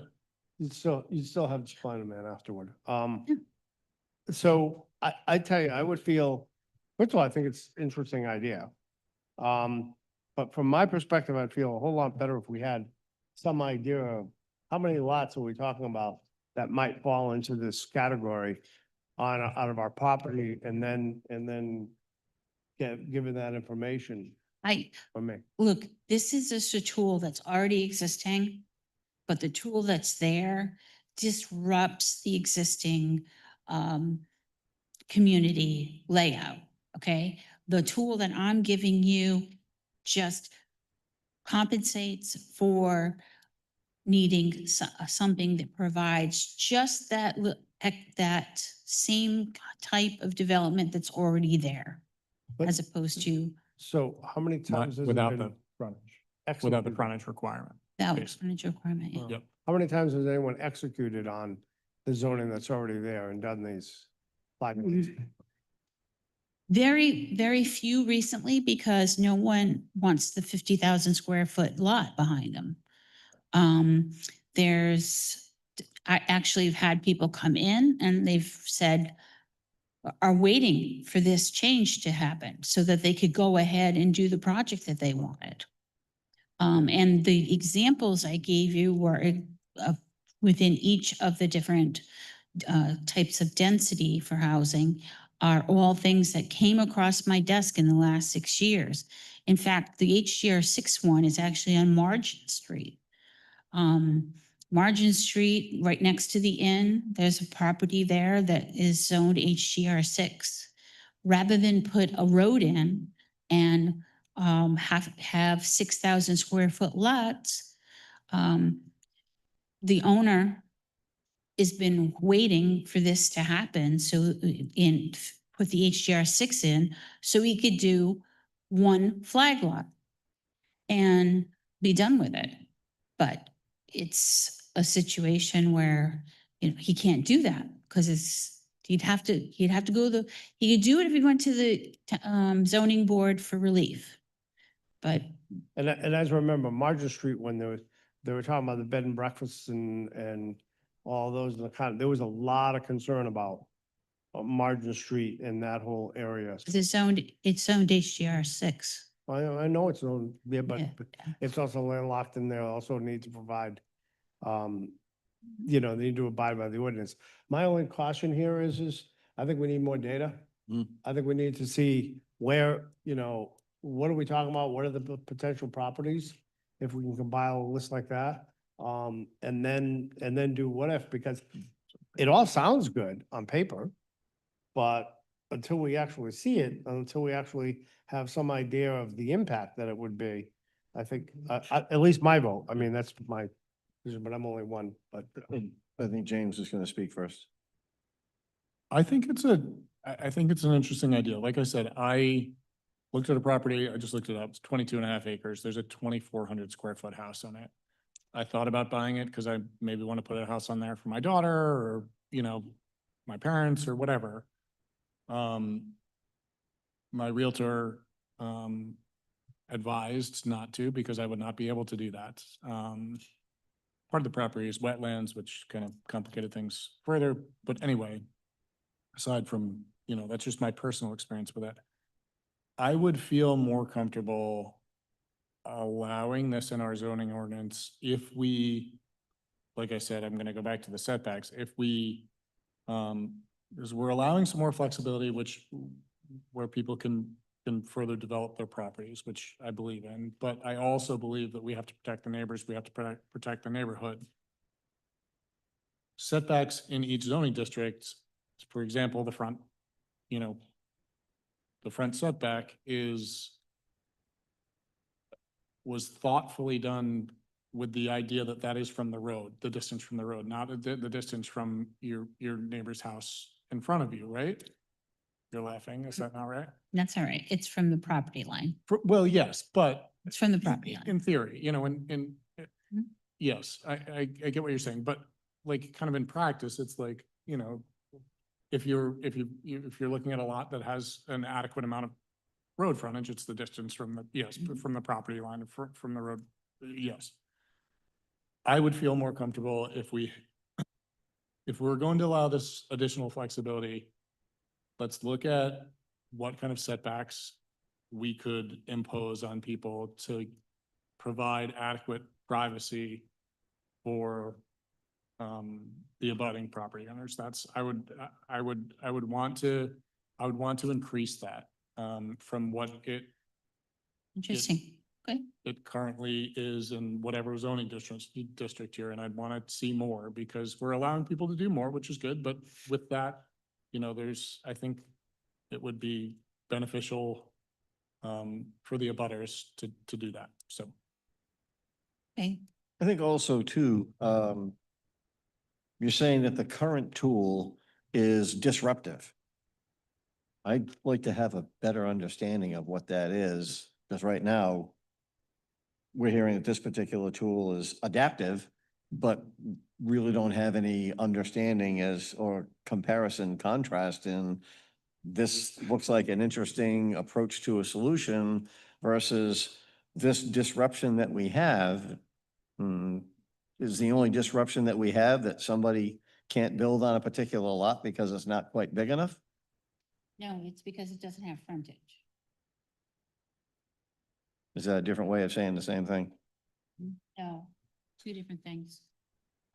So this image that I just put up, okay, again, just an idea, the lots 2 and 3 are 20,000 square feet. Under the current ordinance, the flag lot behind it would have to be 50,000 square feet. And instead, we would be looking to be able to reduce that to 20,000 square feet at the minimum. It could still be 50,000 square feet, but the minimum would be 20. And here's the thing, you only get one, right? You only get one. So if they happen to have, instead of 50,000 square feet, they happen to have 40,000 square feet, well, they're gonna carve out one that's 40,000 square feet. Okay? That's the idea. That's all it is. Okay? That's what's currently on the books. Will stay on the books until the town council changes it. But hopefully this was informative.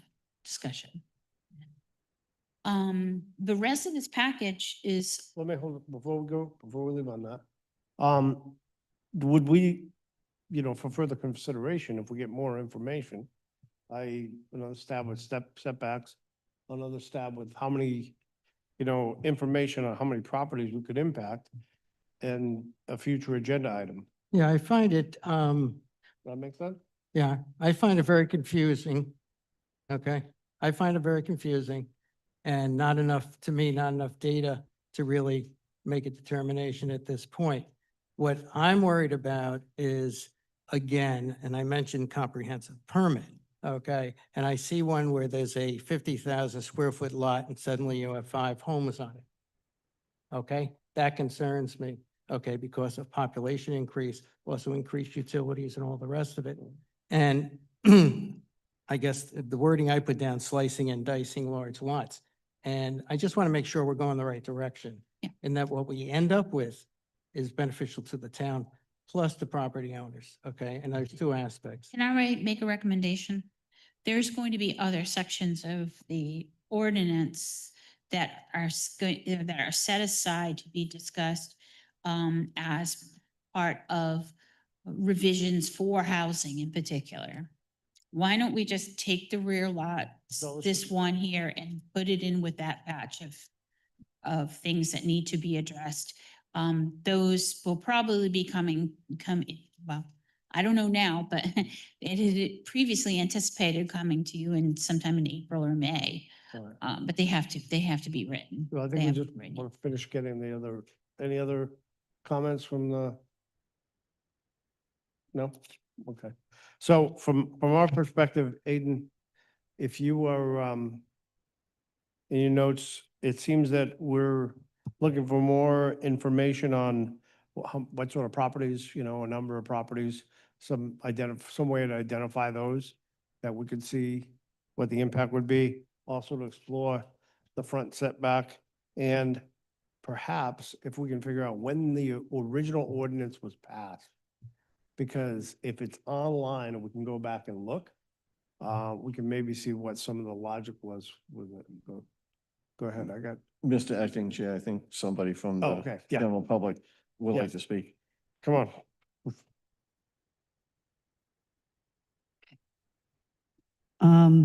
Rose Vandover, 20 Top Street. A couple questions. You're saying that the mouth of the driveway can be 15 feet, is that correct? I know what you talk about, You were what James had asked you about the 15 feet at the mouth of the, paved. okay, Paved 15 feet. but it still has to be 25 feet wide. Okay, just wanted to make sure I had that right. How many lots do we have that have a back lot that you can actually do this with? I mean, are we talking 10? And I'm talking about in the HGR 6, which is only a 6,000 square foot lot. Now, I don't know about anybody else, but I sure as all heck don't want somebody I have a 9,000 square foot yard lot. I sure as all heck don't want somebody in my backyard. And my other question is front feet. How many front feet? If my lot is 60 by 150, okay, it's on Top Street, it's in town. Say I had another 3,000 and I say I had a 12,000 lot, right? I had the length, but not the width. Right. How wide does that lot have to be in order for someone to be able to put in a 25-foot either right of way or easement? Because there people are going to start talking about easements with these. That's it. That's the idea, is to eliminate the need for easements. So, Okay. so if you look up there, if your lot, if Mhm. lot 3 there had 60 feet of, lot 2 had 60 feet of frontage, and the flag in the back cut out of lot 2, the lot 2 would still have to have 60 feet of frontage. So he couldn't do it. It depends if there's another 25 feet of frontage on the street for the rear lot, right?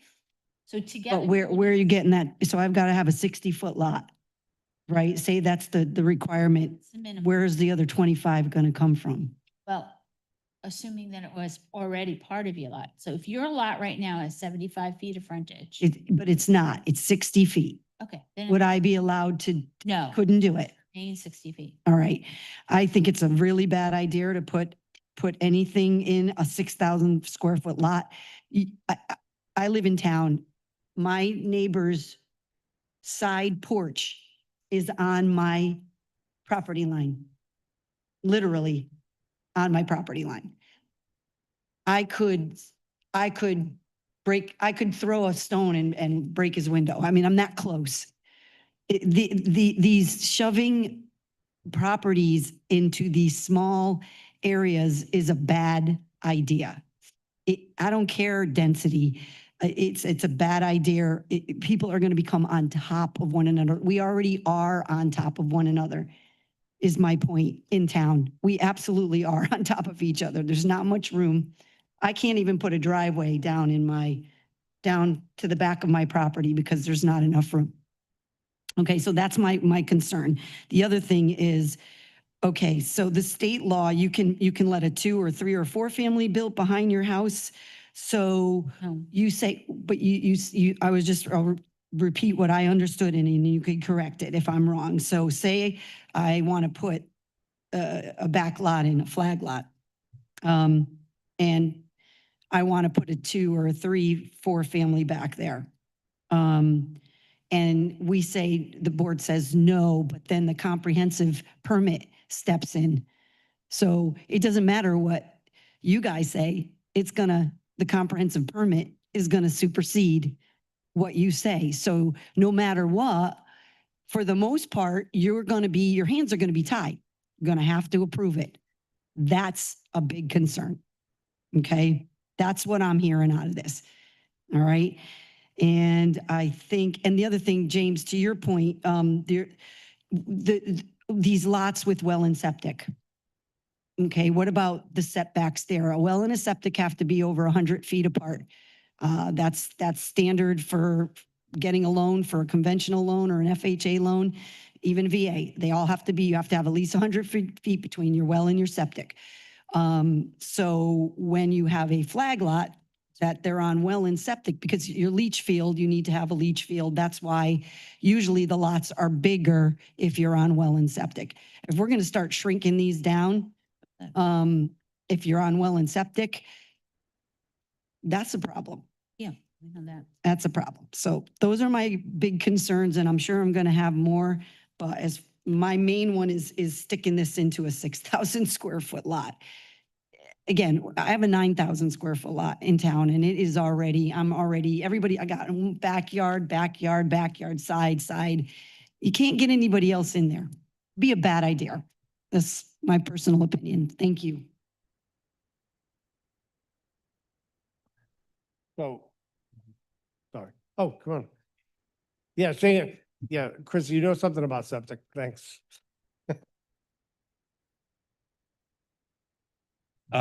Thank you. Chris Duhamel, 17 Elm Street. I applaud what's promoted tonight. It's something that I never thought of, or something I never considered. Rear lots has always been a great way to eliminate road frontage, road costs, maintenance to the town, development costs to the home builder. And it started 20 years ago or so with Tom Liguori had introduced the ordinance because it was successful in Stonington, that you could have these large parcels and you didn't have to build these short cul-de-sacs up to access the land area. You could just have a driveway that's privately owned by the land in the back, and it was the density was minimum 50,000 square foot, where you had, in many cases, 20,000, 30,000 square foot frontage lots. So there wasn't really an incentive to create more lots. So what does that do? That keeps the price of land really high.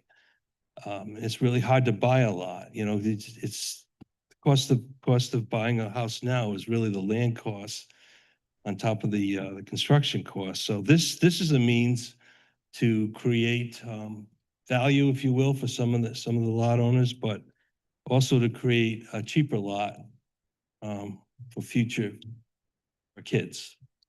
And maybe the minimum for HGR 6 and HGR 10 should be 15,000 square feet. Maybe that's the option. 50,000, no, but 15, that, I can see there's ways to work that out. And still, Yeah, and I think if I could just finish, James's idea of having a greater buffer to the abutters is something that should be looked at in every development, and whether it's in writing on every case or as a case by case basis is something that could be worked out. But I know this isn't mandatory, so it's going to be more difficult to get through. But Hold on, I have a question. Were you around on the council when this 50,000 back lot, I was on the planning board. you were in the planning board at that time? Okay. Yes. So we might be able to go find it on the electronic records. Oh, I'm certain. It's Yeah. there somewhere. Paul Tom He Lagori. goes back to the micro. Hmm? Microfiche days. Okay. Oh, he does, but that's okay. That's okay. We can find it electronically, even microfiche. So it's a novel idea to lower the cost for people. And one last point, the comprehensive permits, you don't have control over those. The town planning boards don't have that control. So if you allowed for this type of alternative, you might get less comprehensive permits if people could get, what they want for their families or. Thank you for allowing me to speak. So with this in here, in our document, do we make a motion to entertain a motion to put this section on hold for right now? What do we want to do as a board? you don't need You can just ask the planner to put it on a upcoming agenda. Aiden, put it in a holding pen for us for an upcoming agenda. Thank you.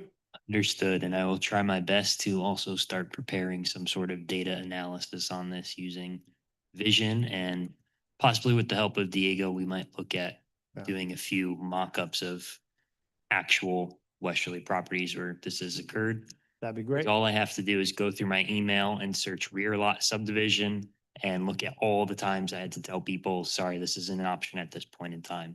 Okay. So it. we can find a few examples for you guys to look at specific questions. Whenever you can do that, that would be great. And then we'll just get it on the agenda. Thank you. So that was a tough one. That was the only thing in this package that is, really entirely subjective. Everything else is required, under the new legislation. The planning board, under different leadership and with different personnel, have gone over all the rest of this document, but I'd be happy to take questions. We got inclusionary zoning, comprehensive permit, adaptive reuse, and ADUs. Could we quickly, it's been a couple hours. Could we take a brief recess? Oh, let's take a recess for 5 minutes. 5 minutes. No.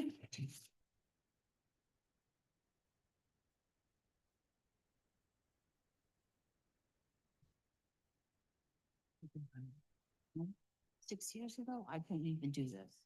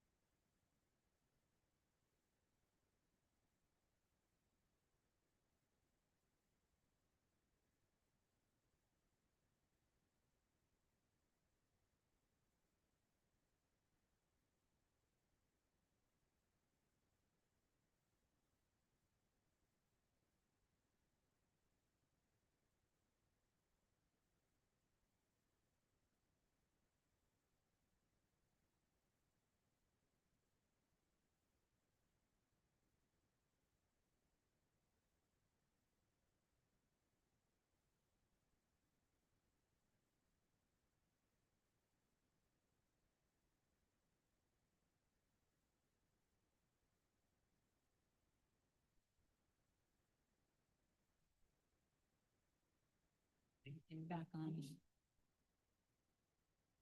You see.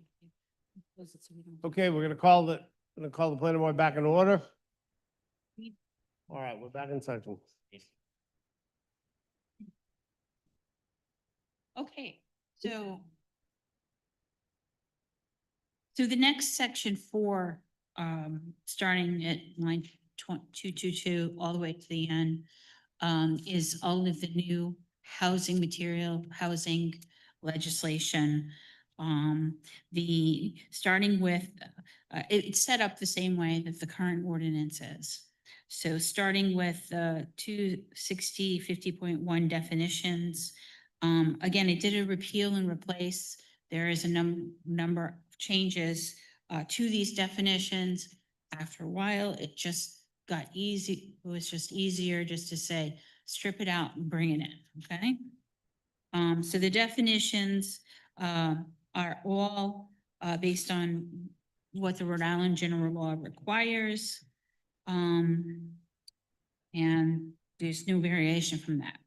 Then we go to page 8, and you have inclusionary zoning. Inclusionary zoning changed a couple of times over the last three sessions of the General Assembly. So when it finally got to a point where there was edits of the edits, again, it's a repeal and replace. The state law changes and the extent of the revisions kind of required that. The new law says, the one, I'm going to line 308. We've discussed this before with the board, previous members. But line 308, the new law says that in no event shall a minimum threshold triggering the inclusion of affordable housing be higher than 10 dwelling units. So the 6 was what is in the current ordinance. And the planning board had made the decision to stick with 6. Okay, can you hold for 1 second? So we're turning the meeting back over to the chairman, Matthew O'Neill. We're back. Okay, so that was an option. Okay, it said could not be higher than 10. The current zoning code for the community says 6, so we kept it at 6. Okay.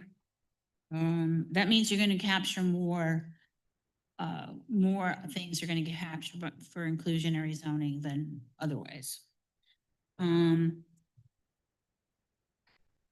Line 322, where it says multiplying that number by 15, about the 15%. Okay, 15% inclusionary zoning. The new law requires the 15%. Westerly previously had 20% requirement. So that had to be reduced. Okay.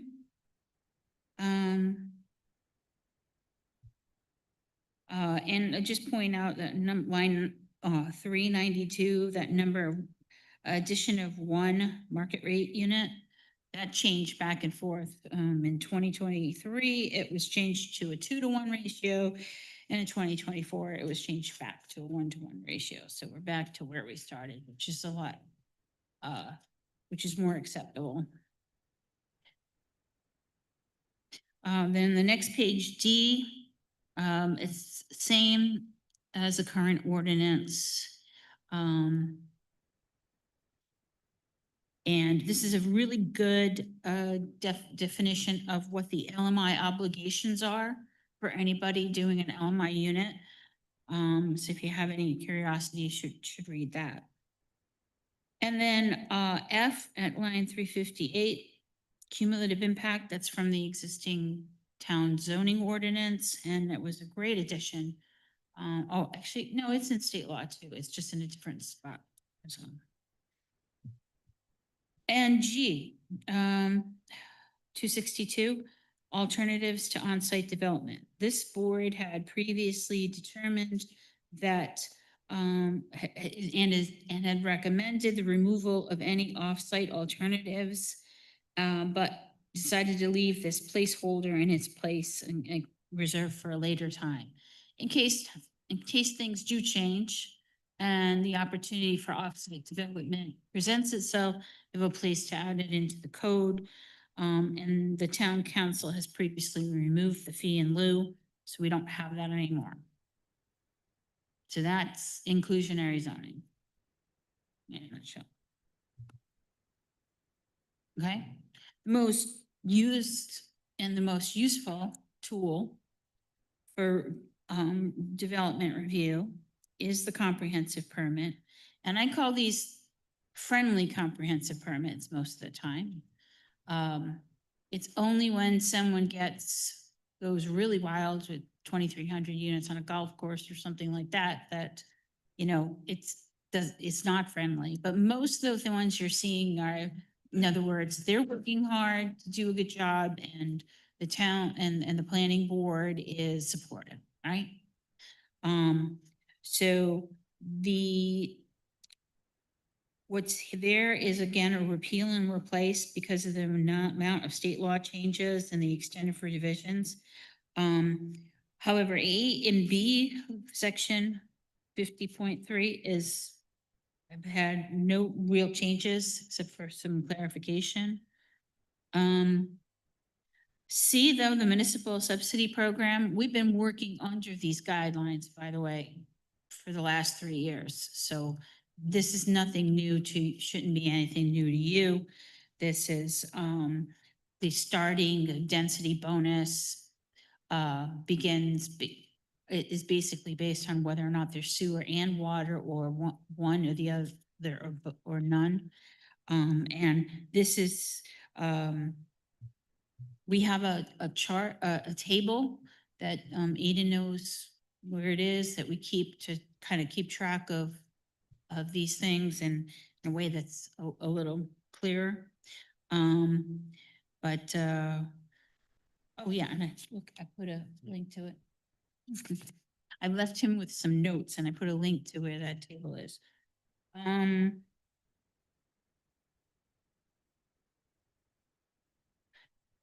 So the municipal subsidy program is basically the density increase, a required reduction in parking. Well, actually the parking specifics, and a discussion on mixed use development specifics. That's all. Okay, in D, page 11, 434, that's the pre-application. Pre-application is encouraged. We encourage it. We want them to come in and meet with staff and go over everything so they can have a complete package when they initially make a submission. Pre-application review by the planning board is not mandatory, but is available at the request of the applicant. And since June of 2025, so is master plan. Master plan is not mandatory. It's the applicant's choice. What is mandatory is preliminary plan submission. But the preliminary plan submission, which being the first required step, does not include state permitting, does not include the RIDOT approval, the any of that stuff. Yeah, DM, CRMC, but it would include what we typically ask for in exchange for approval is for verification the application has been submitted and what that application looks like. So when they tell DEM that this is their stormwater that they propose, or this is how far away from the wetland they're going to be, and we get told the same thing. So they sometimes they can play with those things. So we don't want that. And certification of completeness. So numbers G through J, all of page 13. There's no substantive changes since the last time you saw it, but it's all different. Can we go back? I just want to check one thing here. Preliminary traffic opinion for projects over 30 dwelling units. Yeah, So that's state law now. we're saying for smaller, less than 30, can we even have one? Or it is 30 is the cutoff, 31, At pre-application, a pre-application? yeah, that's just a pre-application. So at the full application hearing, they could You're gonna still ask for a see, traffic study. yeah. Is there any bottom to how many units? No, No? Okay, no, all right, thanks. okay? Um. So there's more information with regard to the review of a master plan application and preliminary and the decision-making process. That decision-making process, we've been working under that, some same assumption as what's in here for the last couple of years. So it just needs to get into the zoning code. And there's no recent changes with that. Final is administrative unless there are items on a checklist that have been deferred, and the board has granted, get that relief, okay? Otherwise, final has to be administrative under state law. And, I mean, the discussion of the comprehensive permit goes on and on. And some of those items about that, I mentioned to you earlier about having to make decisions, say, we have to prove that we're making progress towards the 10% and all that, that's still in here. Then it ends once again on page 18 with the assurance of affordability that you saw in the inclusionary zoning. Adaptive reuse, that's new, that's on the books now. We've been operating under this, with the same direction at this point.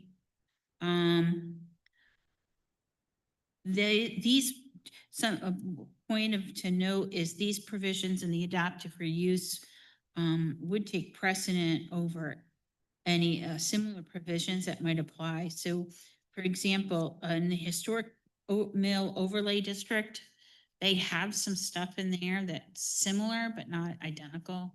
So the staff was going to have to kind of blend the two together in order to come up with what's the right formula, I guess.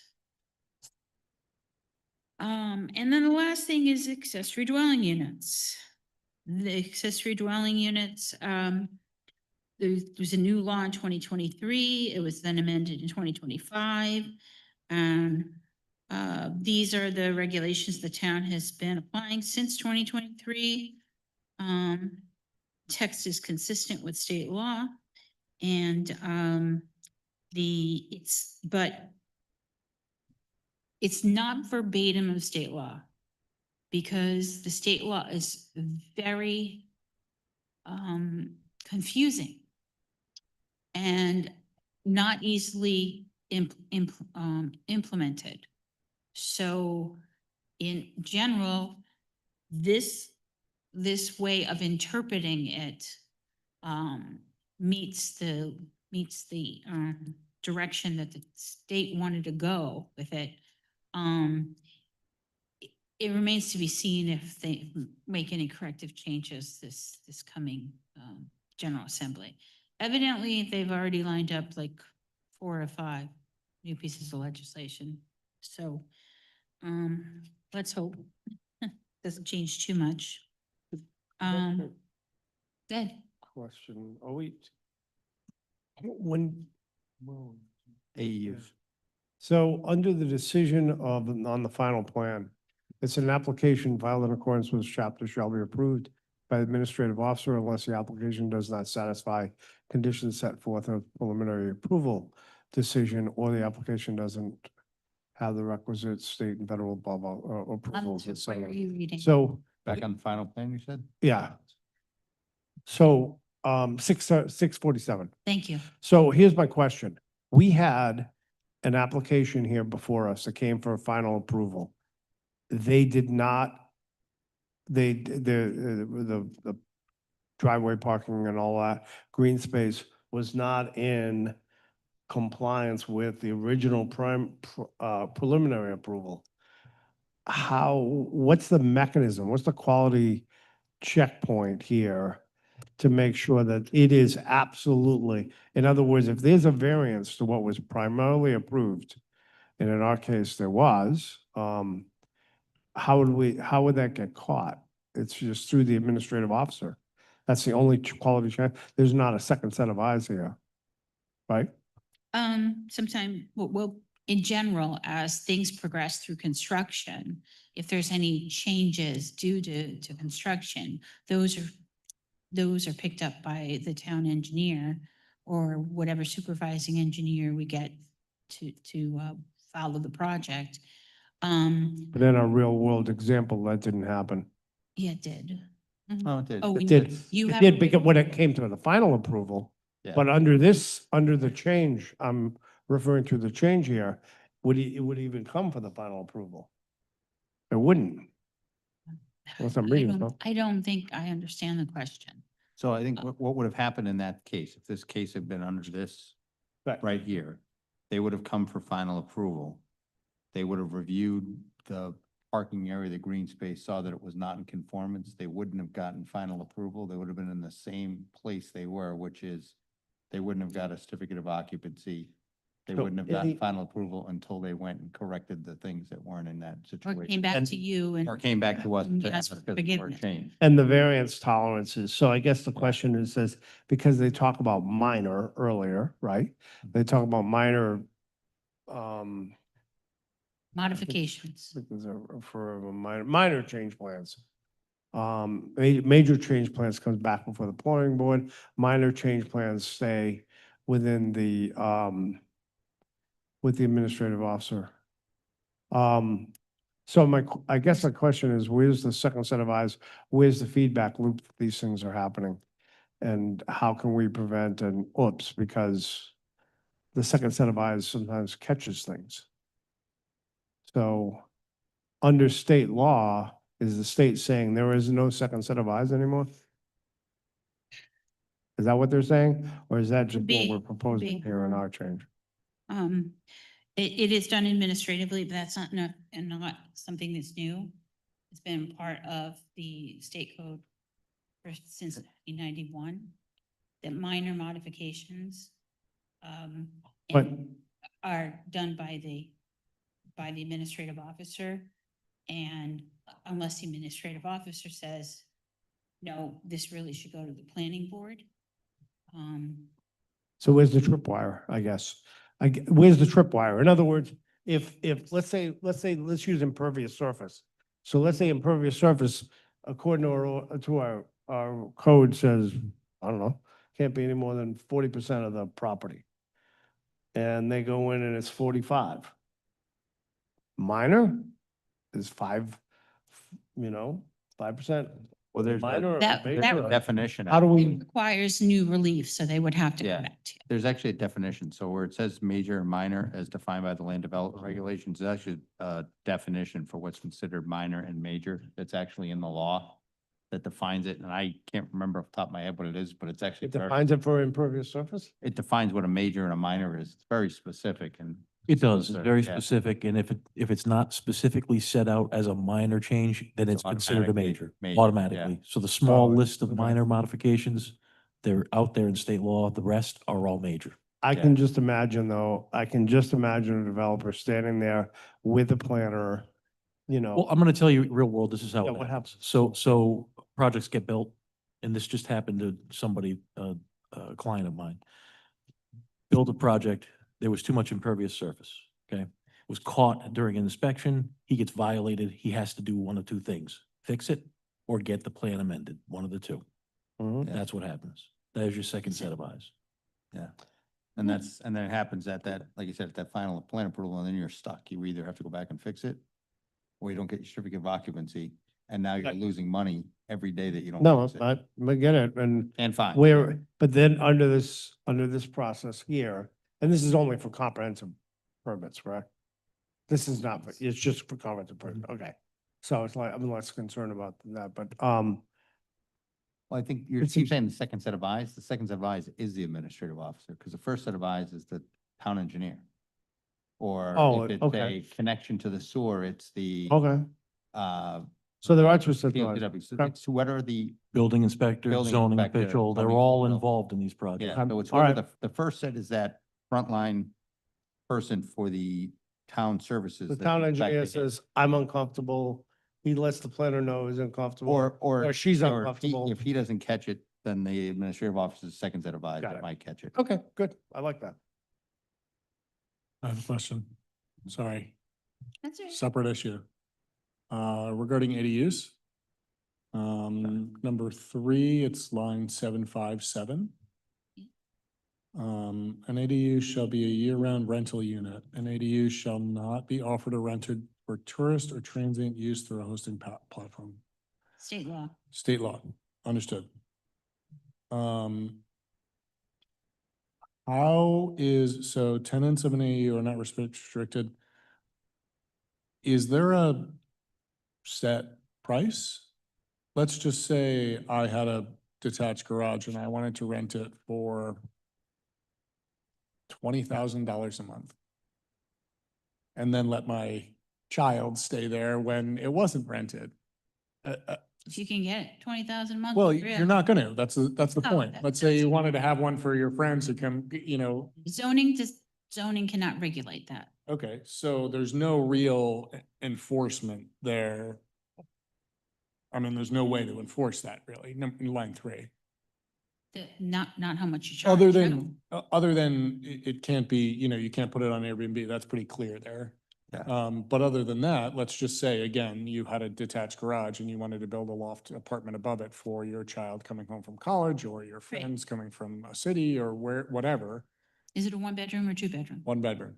Okay, so it can be, the largest it can be is 900 square feet of floor area or 60% of the floor area of the principal dwelling.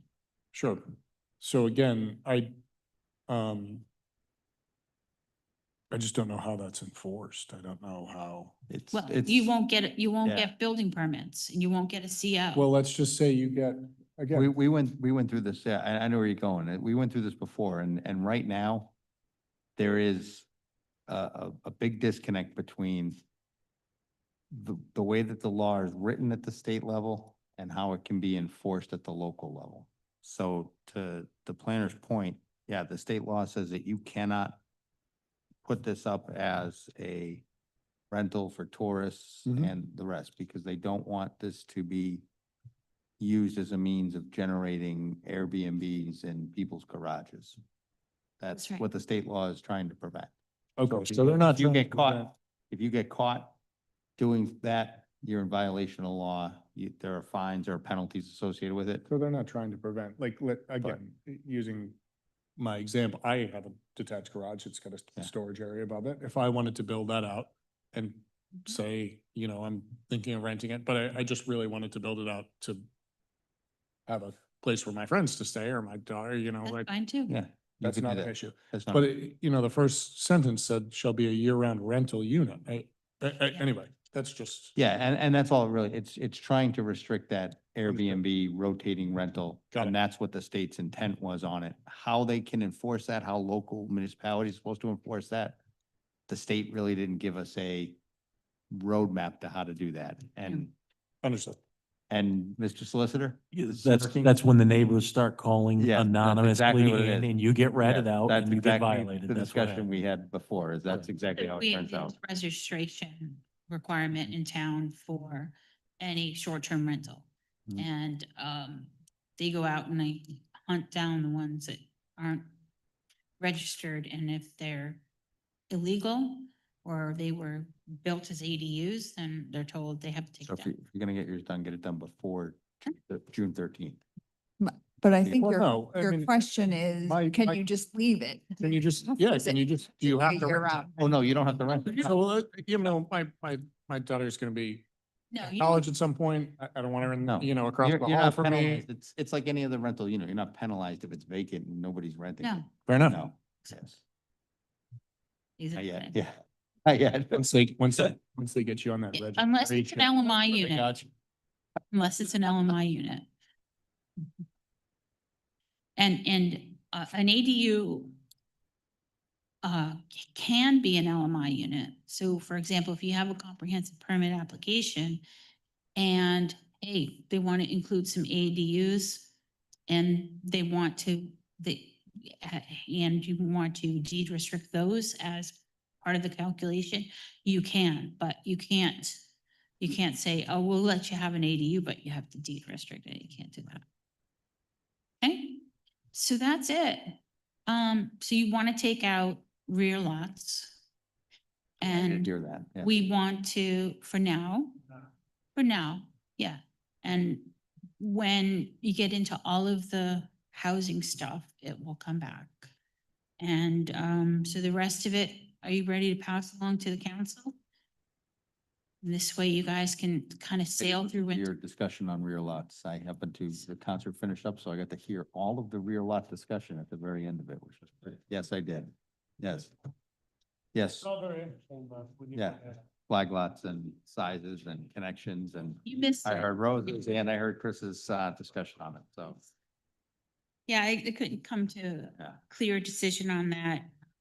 Oh, yeah, there was one question that you would have been great to help us answer, but let's not worry about it now. So take out the rear lots and Mr. Chairman, if you're ready, I didn't put together an actual motion, but all you need to do is say, hey, is refer it to council.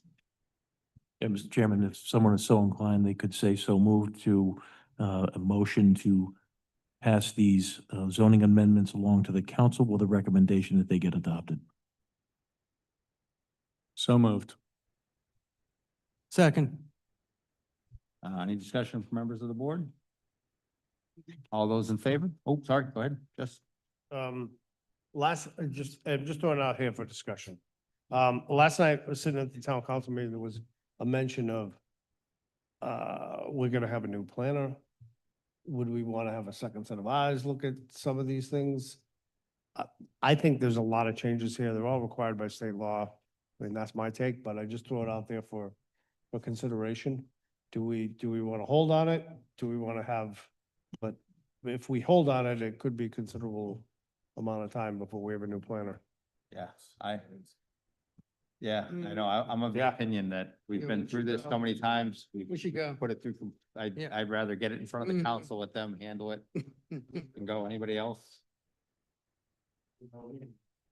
I'm a procedural hound. I want to see the was and the is. Yep.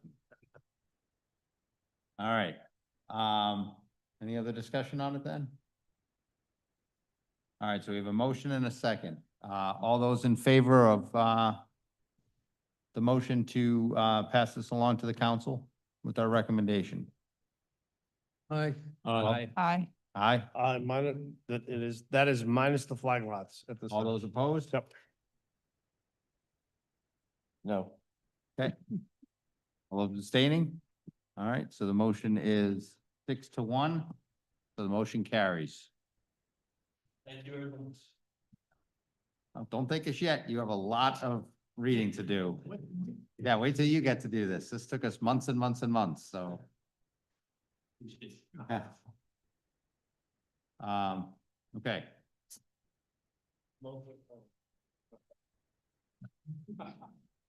Yeah.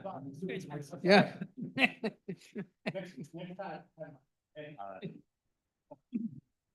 Next up on the agenda, we have, item F1, new business, of which we have none.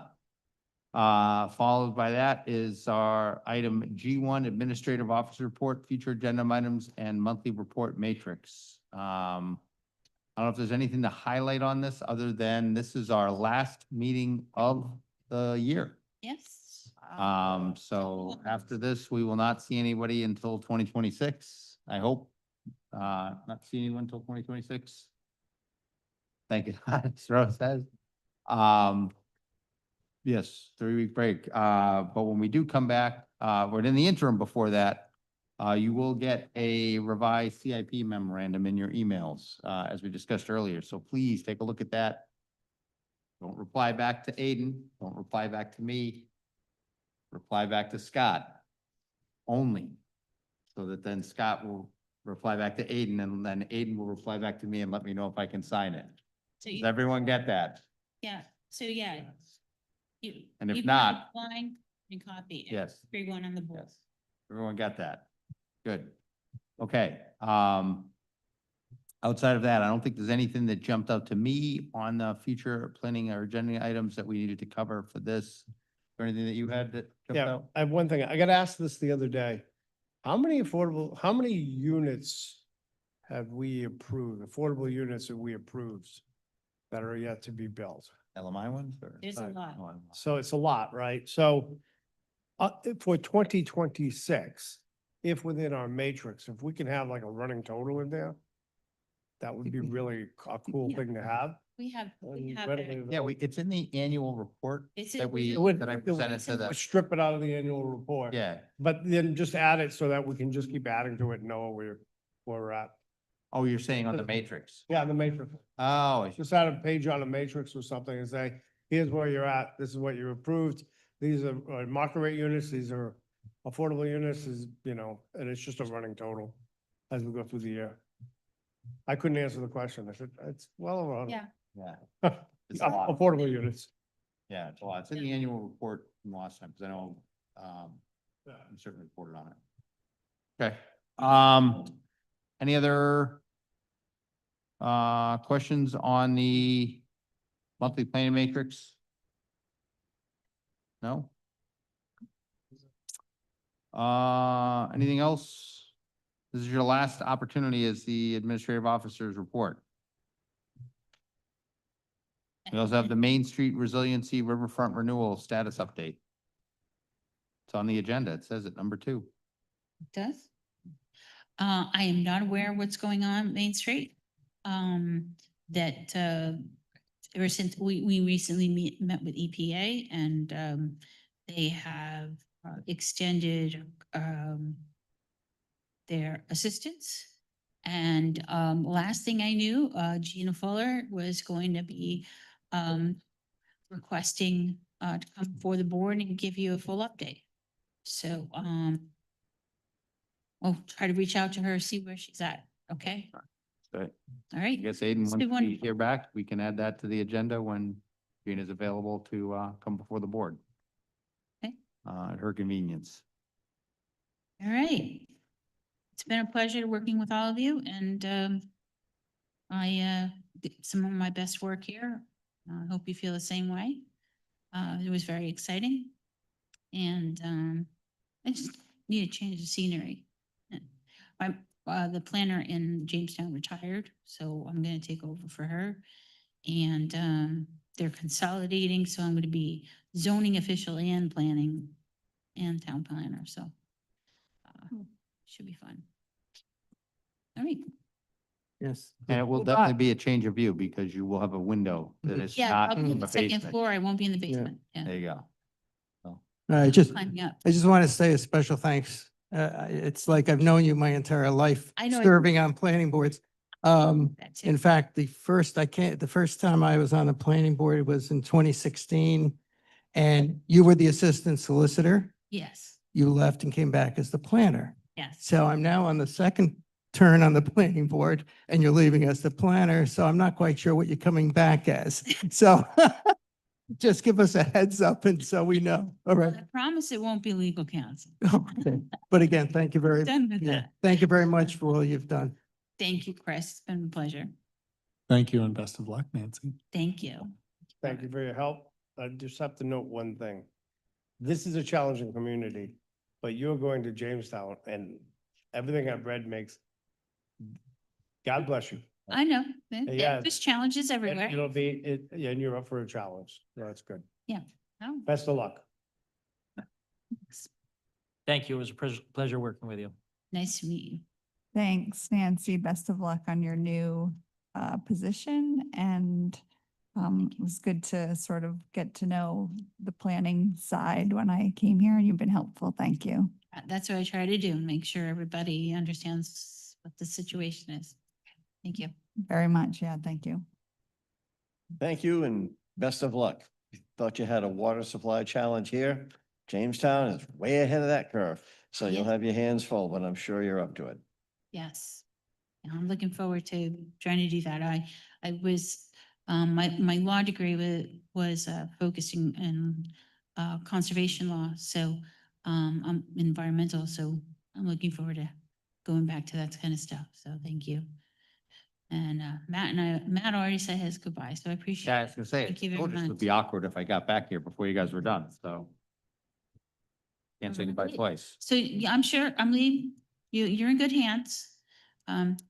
Between Aiden, of course, the last 2 years he's been here, he's been learning the ropes, and we have Diego, who's kind of brings all the graphic stuff to the table, and they've already advertised for a town planner, so it won't be long. 4 to 6 months, maybe. It's hard to get planners. Yeah. All right. Thank you, Nancy. Thank you, Aiden. Next up on the agenda is item H, Assistant Solicitor for Planning and Zoning's report. Nothing for me, thank you. Thank you very much, Scott. Appreciate it. Item I, future agenda items and board questions. I know we've got a ton of items, right, for Aiden that we need answers for the next meeting, right? No, you guys want to fire away? Anyone? No? Nope. All Good. right. You dodged that one. Confirmation of quorum for our next meeting. So our next meeting is January 20th. There's a regular meeting at 6 p.m. We do not have any items on the agenda at this time, which is crazy that we don't have anything on the agenda yet. So Crazy good.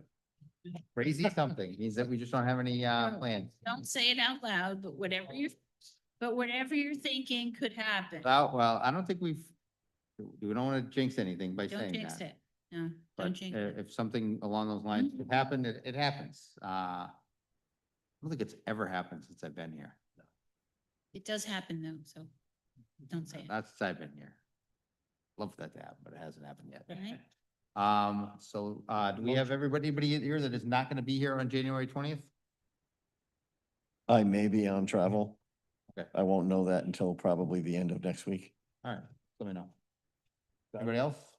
Actually, let me know and let Aiden know. I will not be here. You will not be here. Somewhere on. warm?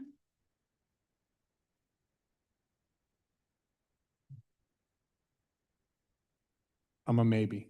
You're a maybe? Okay. That still leaves us with 5, so we should. be God good. will, God willing, the creeks don't rise, we'll be here. Yep, we'll be here. All right. Motion to adjourn. Second. All right. Meeting is adjourned. Time is 8:41 PM. Thank you very much, everyone.